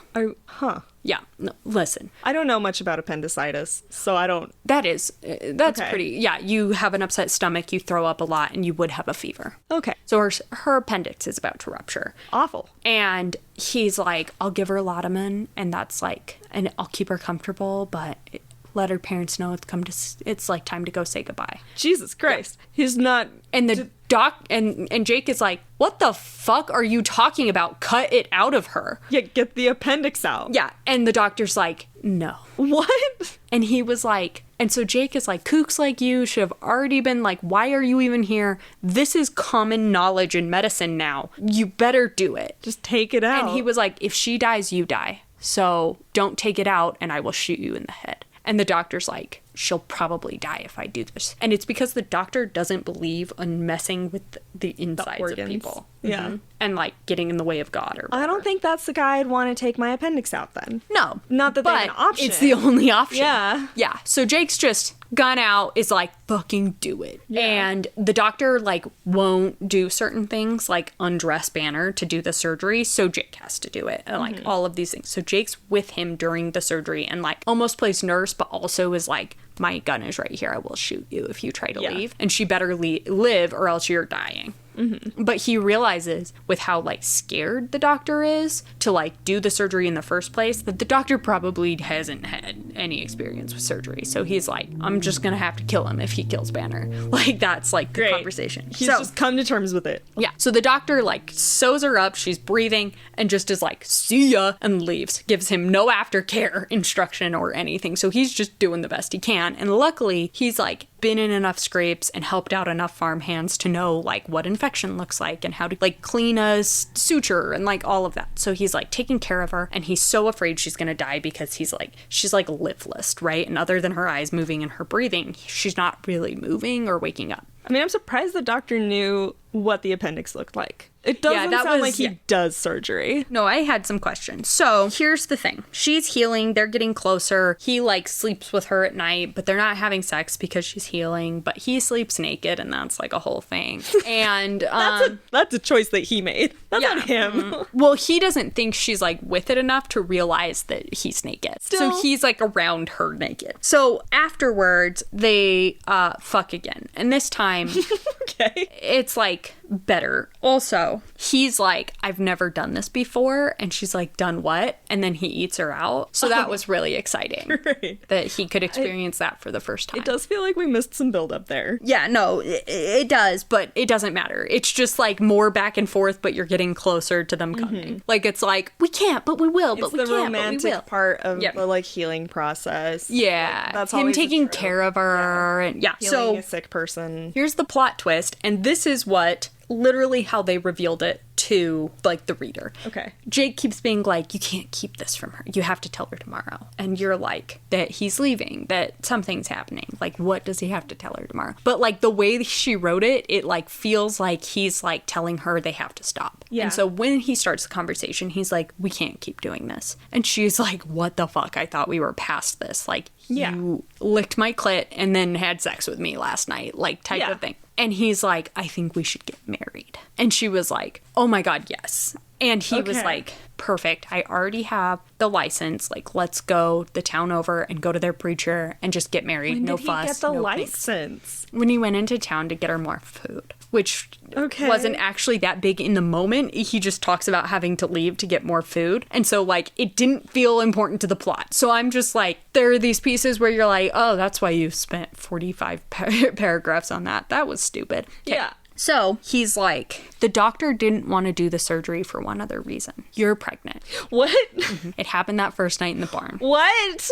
Yeah. And so she slaps him and is like, get the fuck out of my house. Wait. Right. Yeah, I know. She thinks he's marrying her out of pity and obligation. So instead of saying that to him She just smacks him. Yep. So, okay. There's a lot of, we could So just now have a they're just like conversation. pissed at each other, and he's like, fuck you, Banner, and she's like, fuck you, Jake, and they're just mad at each other. And then they're fighting and fighting and fighting, and then she finally confronts him and is like, you just want to marry me because of the baby. And he's like, no, I want to fucking marry you. Like, I want to be your husband, and we should get married. Right. And she was like, oh, okay. And so they get married. Literally a conversation fixed Yeah. it. How long did that take? And then- just in the book, how long did it take from, A chapter. okay. Yeah, time's passing, but like a chapter. And he's worried about her starting to show, and she's realizing she's pregnant. Oh, yes. So the thing that finally does it is she was out doing the laundry and she collapsed because she overworked herself because she's healing and pregnant. And then he was like, people are going to fucking figure it out. You're marrying me today. Like, deal with it. Yeah, so and she's like, you don't want to marry me? And he's like, yes, I do, you stupid. Like, and that's like how they fight. Like, he's like always angry at her. So, and she's always angry at Does him. he call her a stupid bitch? No. Okay. No.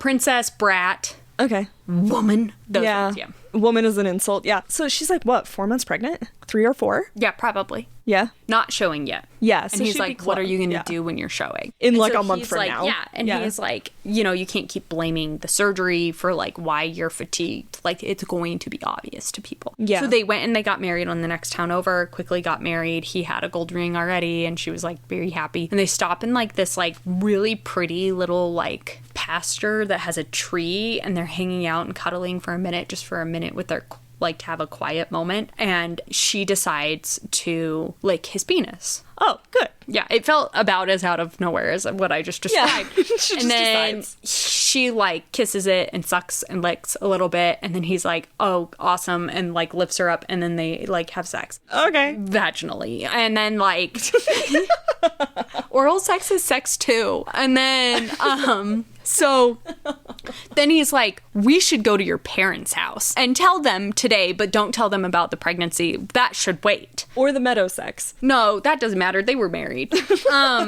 Which is literally a part of the conversation. She's like, do you think they could tell from my hair, like, what we were doing? And he was like, do you care? And she was like, not really. Like, Oh my That God. was like, and I was like, I do. Ugh. So Yeah, they I pull would. up and they're having this, like, quiet moment before they walk up to the house. But Ross was on the porch. So Ross sees him, like, touch his daughter, right? Yeah. And he was like, Jake, I will kill you. Get the fuck away from my daughter. And Jake is like, hold on now, Ross. I married her. And Ross is like, there's only one reason you would marry somebody. And that's if you got her pregnant. He's not wrong. Yeah. So Ross punches Jake in the face. Okay. And then punches him again in the face. It deserved. And then punches him in the stomach. It deserved. And then punches him one more time in the chin. Okay. And then Jake's like, I'm gonna fight back now. So then they're like rolling on the ground, brawling. I mean, I feel like he should have just taken Yeah. it.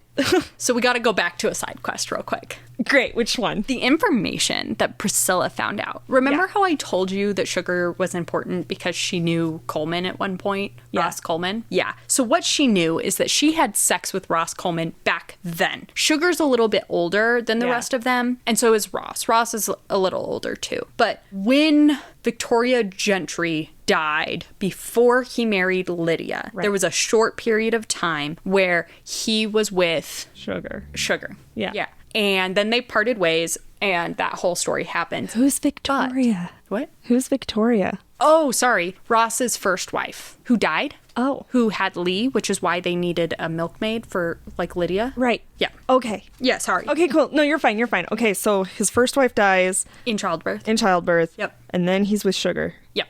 Okay. And then he goes on his merry way. So it doesn't really matter. Sugar never really thought about him other than he was handsome. 'Kay. Until a Pinkerton. Do you know about Pinkertons? The serial killer? They're like the original, they're almost like marshals back in the Wild West time, but they were a private security firm that could be hired to go track people down Okay, so not the serial and killer. then kill them. Yeah, no, like they killed so many people. But not the serial killer I'm thinking of. Nope. Okay. No, it was like a company called Pinkerton. Okay, no. Okay, so anyway, Bounty is looking for him. Oh, and he's Ross? wanted. Mm-hmm. Oh. Because his name is actually Sonny something. Sonny Carter. Sonny Bono? Sonny Carter. And he, before he became like a ranch hand, worked for his first wife's dad, which is they ran away together. Right. And he was a bank robber for a hot minute and then tried to like settle down and get out of it because it wasn't for him. And so anyways, he's wanted. Okay, hold on. Let me see if I can Which is why he goes by Ross Coleman. Let me see if I can say this out loud in a way that makes sense. It doesn't. The Pinkerton Company, which seems to be some sort of organized cowboy mafia. No, it's like a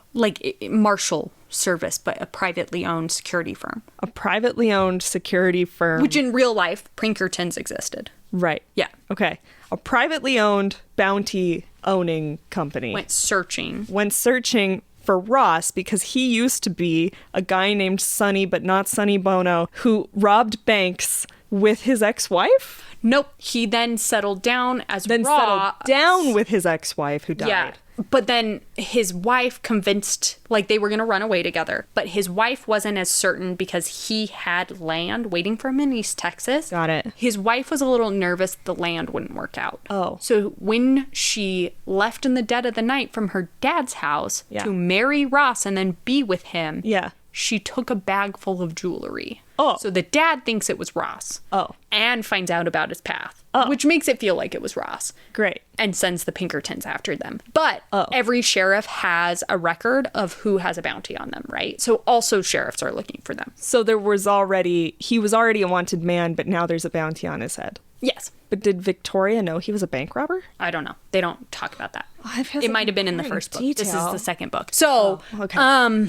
Wait, all of this happened in the first book? Apparently, I don't know. I didn't read the first book. So this is just what we find out in this book. So Sugar is like, I never really thought about him until a Pinkerton came looking for him and told us who he was. Okay. And she's like drunk and tells Priscilla all this. So Priscilla has a sheriff double check Sugar's story, finds Sonny Carter and sees what his past is and tells Sheldon all about it and convinces Sheldon to kill Ross because technically Ross was supposed to be dead. Another Pinkerton found him, decided not to kill him because he thought that he had like changed his ways. Reformed. Yeah. And said that he did kill him and closed the bounty and the case forever. So Sonny Carter is supposed to be dead. Ross Coleman could go on living and build himself up. Okay. So Sheldon's like, I'm going to kill him and then be able to collect on that bounty and show how I took down. He finally can take down Ross Coleman, who he feels like wronged him somehow by not giving him the land that he doesn't. So he shows up on a horse and sees Jake and Ross rolling around on the ground. Okay. Okay. And they're fighting. And he's like, I don't even give a shit what's going on because they're not going to care in a second. And he calls out Sonny Carter. Mm-hmm. And Ross sticks his head up. And Lydia's like, oh no. And it's like all happening in slow-mo. Mm-hmm. And he shoots him right in the heart. Oh my God. Yeah. And Jake is like, oh my God. Or right next to the heart. And Jake's like, holy shit. And like tackles somebody close to him because he doesn't have his gun on him, which is why they were rolling on the ground. Tackles somebody close to him and grabs that gun and gets up on one knee and just shoots Sheldon dead immediately. Like, doesn't even wait for Sheldon to fall off the horse. Turns around to make sure Ross is okay. Realizes very quickly Ross is going to die. But for Lydia's sake is like, go get the doctor from town, the young one. Don't get the old kook. He's fucking the one stupid. Who'll do surgery. Yeah. And he's like, Mama, go get like hot, clean rags, water, soap, whatever. Mm-hmm. And let's get him inside on the couch. Let's set that up. Mm-hmm. So he sets him up and everybody's like, yeah, he's going to die. And so he's like labored breathing, struggling. And he is probably like, has a punctured lung. Yeah. So he tells Lydia to tell his kids the whole story. And she's like, are you sure? And he's like, yeah. So you find out the whole story right there. And then he is like, Lydia, I love you so much. And he says goodbye to each of his kids. And then he talks to Jake and they kind of fall back so Jake and him can have their final goodbye. And he was like, did you marry her because you got her pregnant? And he was like, she is pregnant, but I married her because I love her. Mm-hmm. And he was like, I'm proud of the man you became. And was like, I'm so glad it was you. I'm excited. Wait to tell my wife about the baby for later. She'll need the good news. I'm gonna die today. Oh my God. Yeah. So then that's so they emotional. send Lydia back in and they're like saying their goodbyes. And once he dies, Lydia like is like crying and Jake consoles her. And Banner sees that and is like, my husband's in love with my mother. Still, like that whole thing is still going on. Yeah. Mm-hmm. And so they never closed that case. She just stops engaging with her husband and is like, what am I going to do? And she finally, like, it's So her mom and Lee decide to leave so that Lee can go back and learn about Tennessee, where his roots are, and maybe find part of his mom's family, because he never got to be connected with that side. And Lydia's going to go with, so she doesn't have to be in the house that her husband just died in. She needs space away. Yeah, fair enough. Yeah. So Jake helps send them on their way, but before they go, Lydia taught Jake everything about the ranch and where the records were and how Ross was running things so that Jake can run things in her absence. Okay. But Banner sees them just being together 24/7 for the weeks. And then Jake helps Lydia and Lee leave town and sees them off. And they have like this moment goodbye where they're like staring into each other's eyes, and then he nods, and then she gets onto the train. And so Banner is like, I can't be married to this man who's going to wish I was my mom our whole life. And so he's like outside on the porch pouting, and she's upstairs pouting. And she finally is like, I can't stand this. And she runs after him and goes outside, and he's walking towards the barn. And she's like, just go after her. Don't stay here. I can't like be married to a man who like wants another woman. Like, just go. And he's like, what the fuck are you talking about? What other woman? And she was like, you don't love me. And he was like, what are you? Of course I love you. And she's like, you've never said it. Which, by the way, she admits love in chapter 22, and there's 26 chapters. And so like, he's like, I haven't. Like, and he's like, of course I love you. Why do you think I married you? And she's like, because you got me pregnant. And he's like, no, honestly, the baby made it way easier. I felt like I didn't have a way to marry you until I found out about the baby, which is like stupid. But oh god, okay. Yes. All right. So Jake also finally reveals that he shot the guy who killed his brother to his mom. Anyways, all that gets tied. Okay. And then Banner and Jake finally have the talk, and he's like, I thought I was in love with your mom for a long time, but I've never like loved like I love you. Like, I am in love with you. And she's like, oh, Jake, can we fuck out here right now? And he was like, no, there's like a full moon. It's pretty bright out here. Maybe another night. Let's go inside. And that's the end. Oh my god, I just realized. Do you know what this is giving? This is giving Jacob and Renesmee fanfic. I thought that the whole time. It is so giving Jacob and Renesmee fanfic. Yes. This is just a cowboy Twilight novel. Yes. Hold up. You have a quote for this. No, this book is from 1985, I think. Really? Yeah. So I'm going to go through real quick. His name is even Jake. Yeah. So maybe she went to the future and then went to the past. Maybe Stephanie Meyer steals other people's ideas. No. Oh, come on. No. Oh, okay, no. Ready? I'm going to give you the list of people who fuck in this book and whether they fuck like on page or off page. Okay. Okay. Please. Ross and Lydia, multiple times. On the page? Oh, yes. Okay. Flashback of Sheldon, so you get to know how Wanda and Sheldon fuck and like why that happens all the time. But not like, it's not a live moment. It's like a here's how it happened when he's already kind of grossed out by her. Okay. Pris and Dub, multiple times.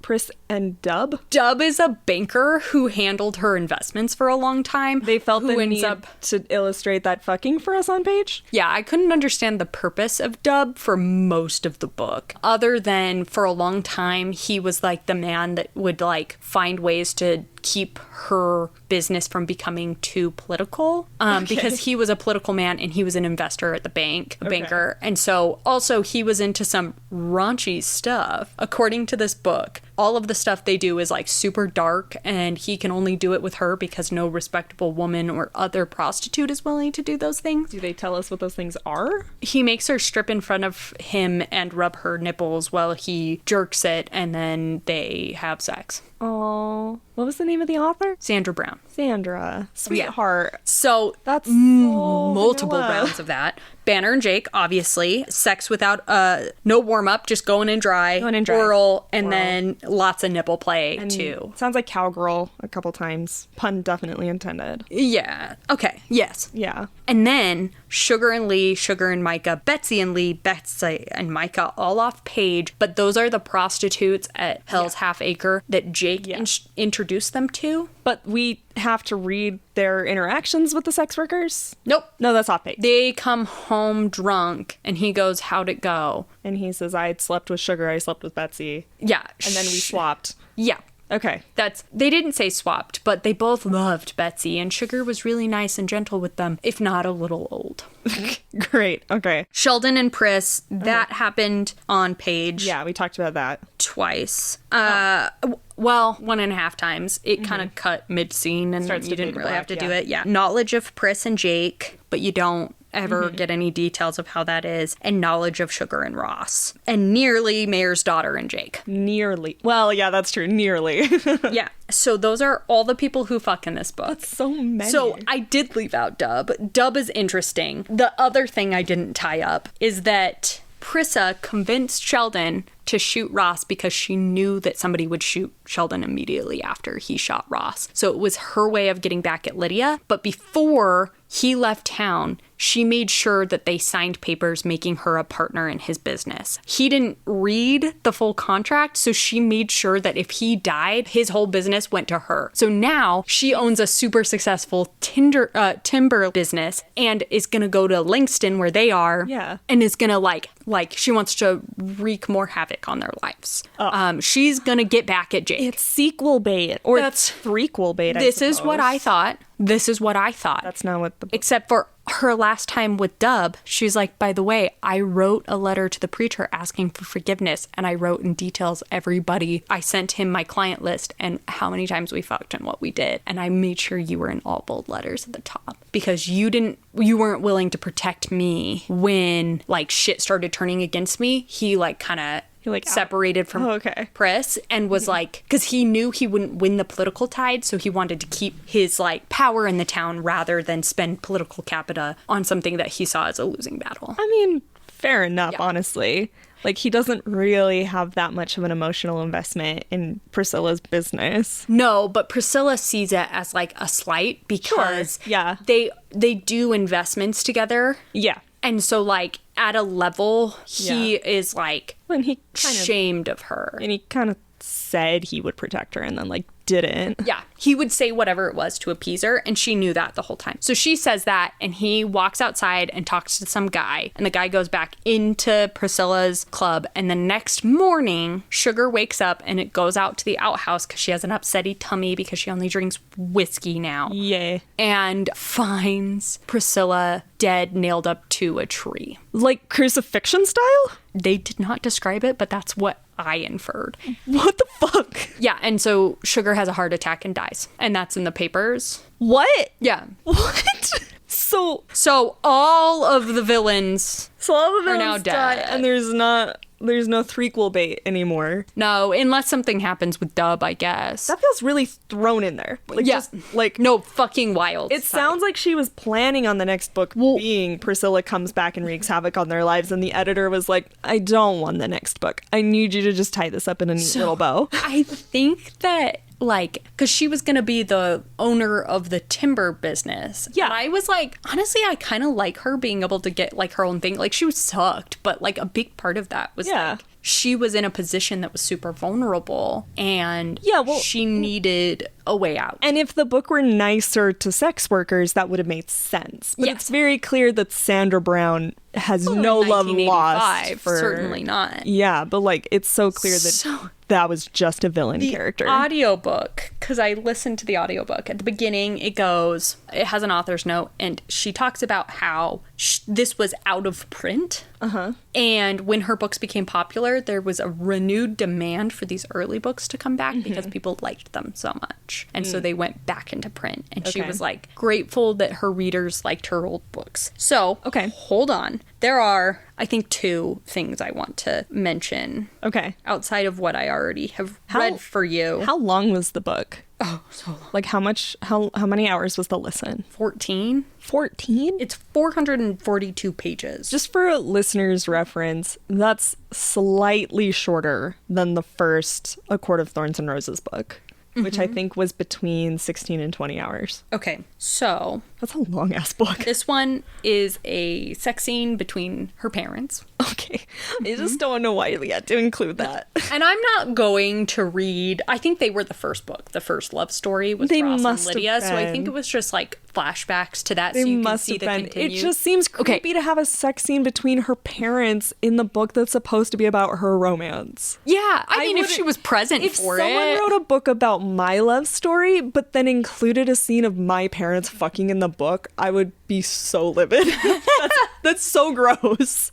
Jesus, Sandra. Okay, so they're going, and I'm just gonna read this paragraph, which is Okay. describing what he's feeling, but it is not going to be part of their sex scene. So Okay. he reached high into her. No, it is a little bit. Sorry. Okay. He reached high into her at the instant of his release. As always, he died a little, only to be renewed, refreshed, and reborn. Lydia always returned as much as she gave. What does that mean? That was my question for you. So when you climax, do you die a little, only to be renewed, refreshed, and reborn? Do you reborn yourself? Yeah, well, Every I time? grew up religious. Yeah. So I die, and then 3 days later, I come back. Okay. So I think that's really important. That feels really sad. That feels so incredibly sad. Yes. He dies when he comes, and then, I don't know, I guess the implication is when she comes, he feels better? Like, he feels bad for having sex with her, but then when she climaxes, he feels better? I don't. He just dies a little. I don't know. Just dies a little. I don't know what it means. We're okay. all dying. So I'm going to read this one. This is right after Jake, Jake is eating her out and eating a woman out for the first time ever. Right. This is his first time tasting pussy. So I'm just going to read this little paragraph. Great. Okay, go for it. And I'll let you know when we're ready for comment here. Jake sworn that he would never take her again that day, but he was powerless to resist her when her arms came up searching for him. He stretched above her and buried himself deep. Taste how wonderful you are, he kissed her. Her hips undulated against the thrusts of his body. His climax came quickly, and then she reached another summit. Jake trembled with the outpouring of emotions as his seed filled her. They clung together, survivors of a turbulent storm. Let me just ask you this. Okay, sure. Maybe- I have a comment, but go for it. Maybe from a dating perspective. If you were no, maybe not dating. So in if general. you were fucking your pretty much uncle, hypothetically, and he really Got it. struggled with this concept of seeing you as an adult, but he was so turned on by you. Right. And he ate you out. Right. And then had you taste yourself. As he should. And then as he climaxed, you also climaxed. Right. Would you describe it as a turbulent storm that you both survived? I'm so glad you asked, because that was going to be my comment. It's once again, that just sounds so sad. It does sound To sad. describe, the sex as something to have overcome. We overcame the sex. Yes. What was so sad? Unless the storm was the lead up, he's now I feel like I can have you. But the But also- buildup shouldn't be a turbulent storm either. Yes. Unless you're describing how passionate it is. Also, let me tell you how weird this timing is. Yeah. Because it's post her surgery, but she's healed enough, but right before he proposes to her for the first time. Right. In which he mentions that he found out the day of her surgery that she's pregnant, and he was like, I'm going to marry her. Right. So he's still having guilty feelings.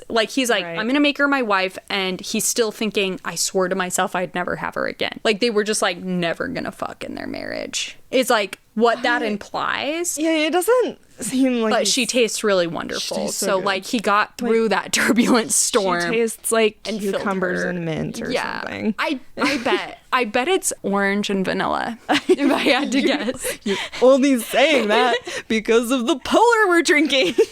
Do not make me feel every time that we come to record this podcast that I'm drinking carbonated pussy juice. Do not do that to me. We're friends. I was just gonna be don't worry, she's not carbonated, but yeah. Well, I don't know. He doesn't. It feels I like will it's say a lot of mixed upside emotions. Of both oral scenes. No description of a perfumed or tea-like flavor. yeah. Just it was a wonderful taste. It wasn't Which, look, warm cookies on a cool fall day. We didn't. We weren't told she's It doesn't apple taste and pie smell like and a Yankee cardamom. candle. It's It's not sweater weather. The flavor. Your clean linen is so nice. Anyway, Tobacco bark. That's what I imagine that his dick smelled like, because you said cigar so many times. they smoked a lot of cigars in this. And as cowboys, I'm sure. Yeah, definitely. I just want to know. Oh, Yeah. curtains matched the drapes. He had blonde pubes, and that surprised me. I realized I didn't describe like what he looked like at all. He's blonde, towhead, and he's also torso too. So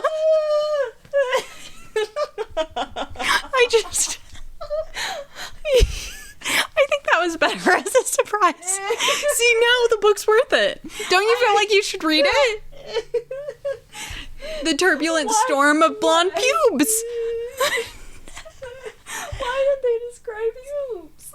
I don't know. I don't really remember them describing hers. Maybe but she has brown hair. Maybe it just wasn't special. No. But blonde pubes are pretty rare. I don't know. Like, Are they? I don't know. Have you ever dated a blonde guy before? Yes. No. They were brown. They darker. were. I knew a guy once. I'm not about his pubes, but I knew a guy once who was a redhead. Don't change the subject. No.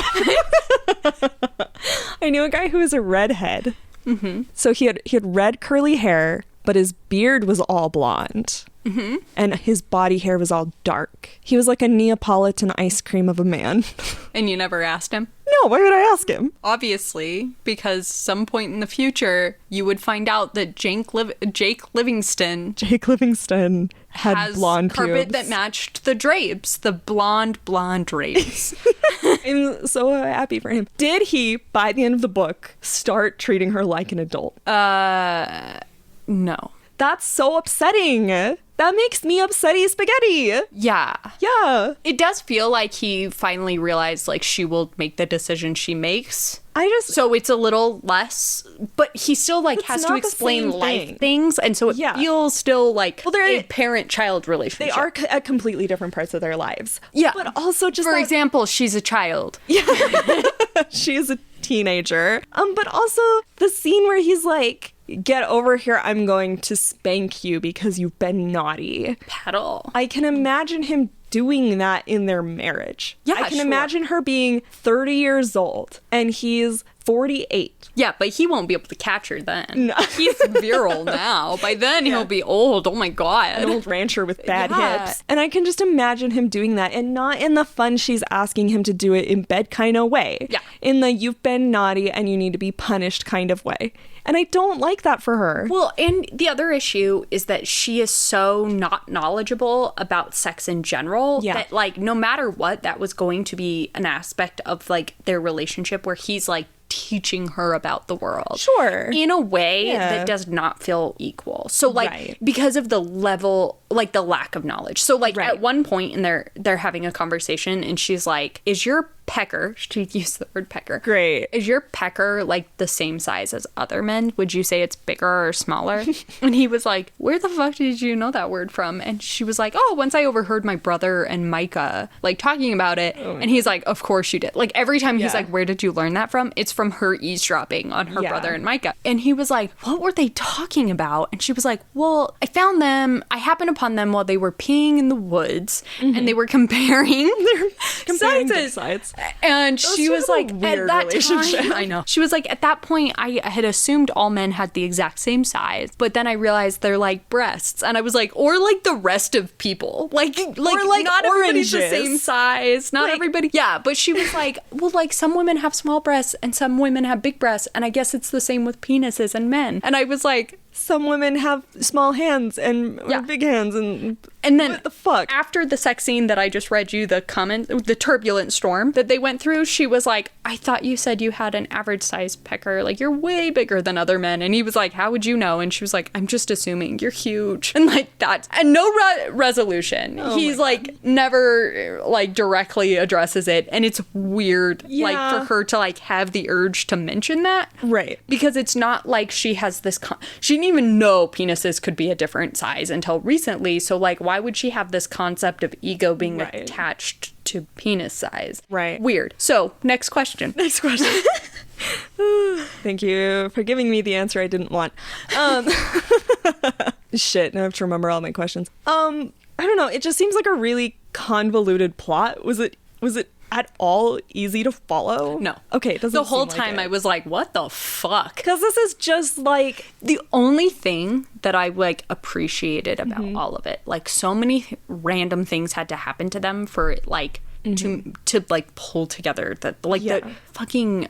I don't even know why they had to camp. Like that plot line, just cut it out. Like I have no idea why they went on a camping adventure. So that they could be in the river naked. Yeah, I feel like they could have near gotten grass there fucking. in I get in a it. better way, but But like not really. Like there wasn't like a huge purpose to that, and there was a lot of time in town that felt super convoluted. Like I had no idea what the fuck was happening. well, the the family annihilation scene seems completely unnecessary. yeah. The scene about the brothel madam taking over the business and being like involved with Sheldon seems entirely unnecessary. Sheldon could have had that motive on his own. We already know he has the cunning to be a murderer and an arsonist. He could have just made that decision and those like realizations on his own without the brothel madam being involved. I actually think Sheldon was a plot device for the brothel madam instead of the other way around. But the thing that was weird, that was weird. But the only thing that I was like, this is the only random thing to happen in this book that feels like it actually was like could be a helpful plot device was her getting appendicitis and then him having to nurse her back to health. Yeah, well, because a nursing trope is like a really common trope. Yes. That makes a lot more sense. And it was the only thing that was random enough. Like, I thought she got poisoned when it first was starting. Like, I didn't... Yeah. That was the other piece, too, is it just, like, felt so fucking random. Yeah, well, it felt weird because she set the tone in the book for it to include a family annihilation. And there didn't need to be the whole scene of the doctor, like, being like, I won't save her. You don't like, need a that. surgery is scary enough in, like, Wild West. Just they could allow have the just had a surgery. doctor who was like, hey, by the way, I realized she was pregnant. Yeah. Like in it, Yeah. and then, like, have her just take longer to come out of the woods. I don't know. Fucking Like, the crazy. whole thing was weird. So to me, this is really a lot like the book we did for the last episode, The Talk of Coyote Canyon, where like I went into so much detail in that book because even though I wanted to cut stuff out, all of the shit came back. But it felt so unnecessary for the shit to come back. Yes. Like, why do you have to put in this tiny detail that ties things back 6 chapters later that doesn't really add anything to the story, except that without it, none of this fucking story makes sense. Why can't you just write a better book? That's mean. But why can't you just write a better book? Yeah. So, on that note, on a scale of 1 to 5, how would you rate the book? Did you rate it on Goodreads? No, I don't have a Goodreads. I would give it a 0 if I could. Yeah. I'd give it a 1. Here's what's weird. There were aspects where I was like, this is so poorly written, or like, what the fuck is this story? But at the same time, there were aspects where I was like, oh, like, this is cool. Like, like I don't, there's ways in which she's a really good writer. Sure. Well, I mean, she's prolific. Right. I have to say she needs to take a class on how to write dialogue. And maybe she has between yeah, now. I guess it was 85. I also think maybe plot writing would be a good one. But in general, like, there were aspects where I was like bored, but not the whole time, which I feel like there's a lot of books where I'm like, I need to stop reading this. And I think there was just enough crazy shit that I was like, what is happening? I must find out more. So there's that. But like a 1. Okay. I just looked it up. I don't have a Goodreads either, but I do have Storygraph. So I just looked it up on Storygraph, and the average rating is 3.5. The first review just says did not finish. I will not rate a book that I shelf as did not finish. I don't believe it's fair to put a rating on books I didn't read from beginning to end, and has no review. If you scroll down 2 more, the rating is 2.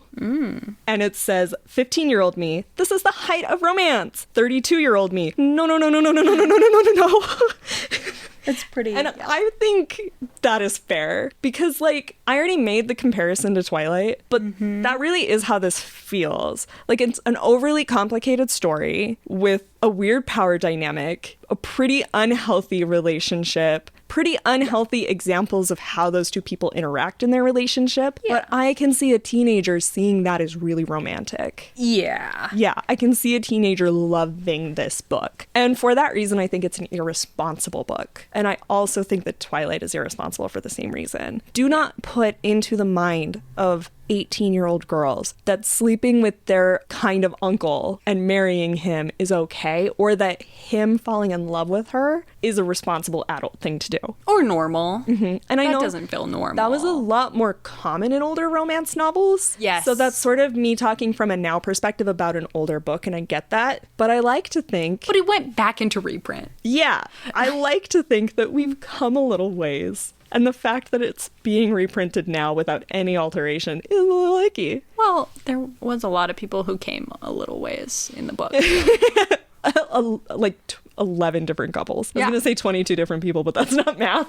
No, and frankly, not all the women came, Yeah. right? Yeah. No, So- we know that. We know Yeah. that for sure, because at least Sheldon did not make any women come. Yeah. Yeah. You know. So on that note, you give a 1 to the book, maybe. Mm-hmm. What do you rate the sex out of 5? Oh, so boring. Really? Yeah. It's so sad because there's so much of it. It just wasn't... Like, for all the books we've read, this one feels like it has the most sex scenes. It had so much of the same sex scene. That's so sad. Like, Priscilla's, like, most wild sex being... Nipple play, apparently. Yes. And, Yeah. like... Voyeurism. Yeah, and literally this was the term used. She impaled herself on one of the guys because she was on top. That's just cowgirl. Well, I think he was sitting, but I'm not sure. But even still, that's just... No, it's boring. That's just woman on top Yes. instead of man on top. Yeah, there was a lot of women on top. And also there was like, Was that racy for the 80s? maybe. But there's this point in which Jake makes a comment where he, so Banner finally admits to Jake why she felt shame and why she thought that he would think poorly of her, like she was a whore. Right. Again, their language. Right. Not mine, was because she like moved her hips while they were having sex the first time and like Because started she to get into it. participated? Well, she didn't know what an orgasm was. And she was like, it started to feel good and it felt like I was working to something and it was over too soon. classic And Jake Leash. was like, could it be? I know that like prostitutes fake, but I didn't think that a woman could truly arrive. He's 36 years old, has slept with hundreds of women. And is known for being like a one that the prostitutes fight over. And is- because he's good in bed. And so did not know that the female orgasm was real until Banner. Didn't even come. She just was like, it felt good or started to So feel good. He It didn't even know that it could feel good for women. for women. No, it sounded like it. The way that it was described is it almost felt like he thought like the women he had been with, because he had only been with Yeah. prostitutes Were all or sex faking workers. it? Yeah, was that like I don't think he thought that it hurt. I think that he didn't think that they like it felt as good as it does for men. Yeah. And that they fake it. Like they fake like being impressed or any of those Right. things. But that he finally like believed that it was more real and possible because Banner doesn't know what she's talking about. And so it's like he's getting unfiltered truth from somebody who doesn't know what they're talking about. So she doesn't even know it's supposed to feel good. And she was like, I'm so confused. It started to feel good. And he was like, could it be? Like, I would buy that as like a thing for him if he were 22. sure. If he were like younger, like her, I would get that. He's 36 years old. An unknown rake. Yes, What the fuck? I know. That's crazy. It's insane. Okay. Do you have a book you'd recommend instead of this one? I do, but I want you to go first. What was the book that we recorded last time? Because that one. You would rather read The Talk of Coyote Canyon. You'd this? you'd Oh my rather God. read that pseudo incest instead of this pseudo incest. Yeah. I think so. No, it was so bad. Literally pick up a dictionary. Like, I believe I struggled with this one, and I think it was the 50 plots. I think it was the reading the same sex scene over and over again. And to the point where I was like, seriously, again? They're fucking again? That's kind of crazy. I have a whole series that I would recommend instead of this. And this is a weird recommendation because it's actually a clean romance. There's no sex in it, but it was really good. It's one of the first romance novels that I ever read, actually. And it's called Longing for Home by Sarah M. Eden. And the series is also called Longing for Home. It's also a period piece set in the Wild West of an indeterminate time period. That sounds delightful. Yeah, it's set in Wyoming, and it's set in this little town that's very clearly segregated Irish immigrants and like non-Irish American pilgrims. Okay. And the first book is about Pioneers? Yeah. Oh. I said pilgrims, didn't I? That's not the same thing. There you go. Oh, they have different hats. Everyone is separated by their hat style. But it's about one of the richest guys in this town hiring a new nanny for his kids. He's a single dad and he's got 2 little girls. And he hires a new nanny without having ever met her. And she travels all the way from New York City to Wyoming to be this guy's nanny. And she shows up and she looks like Princess Merida. Like, she just is the most red-headed, curly-haired, freckly, Irish accent-having woman in the whole world. And everybody is freaking out because he's not Irish. And she is. And she's going to live in his house and take care of his kids. It sounds so scandalous. What? And then they end up falling in love. But what I liked about that series is that A, all the relationships are super believable and not creepy. And B, they don't pull punches about what it's like to live in the West. She really, really did her research. Oh, that's awesome. There's like a terrible barn fire and there's real irrevocable damage done to property and people because of it, and it travels throughout the books. So I think it's just a really solid series. If you're looking for a Western historical fiction series that has romance in it and you don't mind that it's not got sex in it, that's a great series. And she's a great author. She's awesome. I'm glad that you had one because I think the dictionary is a rough read. The dictionary is a rough read, and so was A Talk of Coyote Canyon. How do we end our podcast again? Well, that's all, folks. I don't think that's it. Ta-da! Thank you for listening to another saga from the Womanly Portal podcast. It's been a long go. It's been a long go. We're starting to chafe. Did you come? I don't think so. Oops. That book sucked, Jolene. What book are we discussing next month? Next time, I'll be taking you up to Colorado to talk about Shifters and Golden Eyes by Maya Binks. Wow, we've really been on a Western kick lately, but hopefully less cousin fucking moving forward. Find us on Instagram at Womanly Portal Podcast. Email us at womanlyportalpodcast@gmail.com. Thanks goes out to Chloe Watts for our music. And a huge thanks to C Mann for editing this hot garbage. So, do you think Banner calls Jake Daddy? You laughed and you ruined it.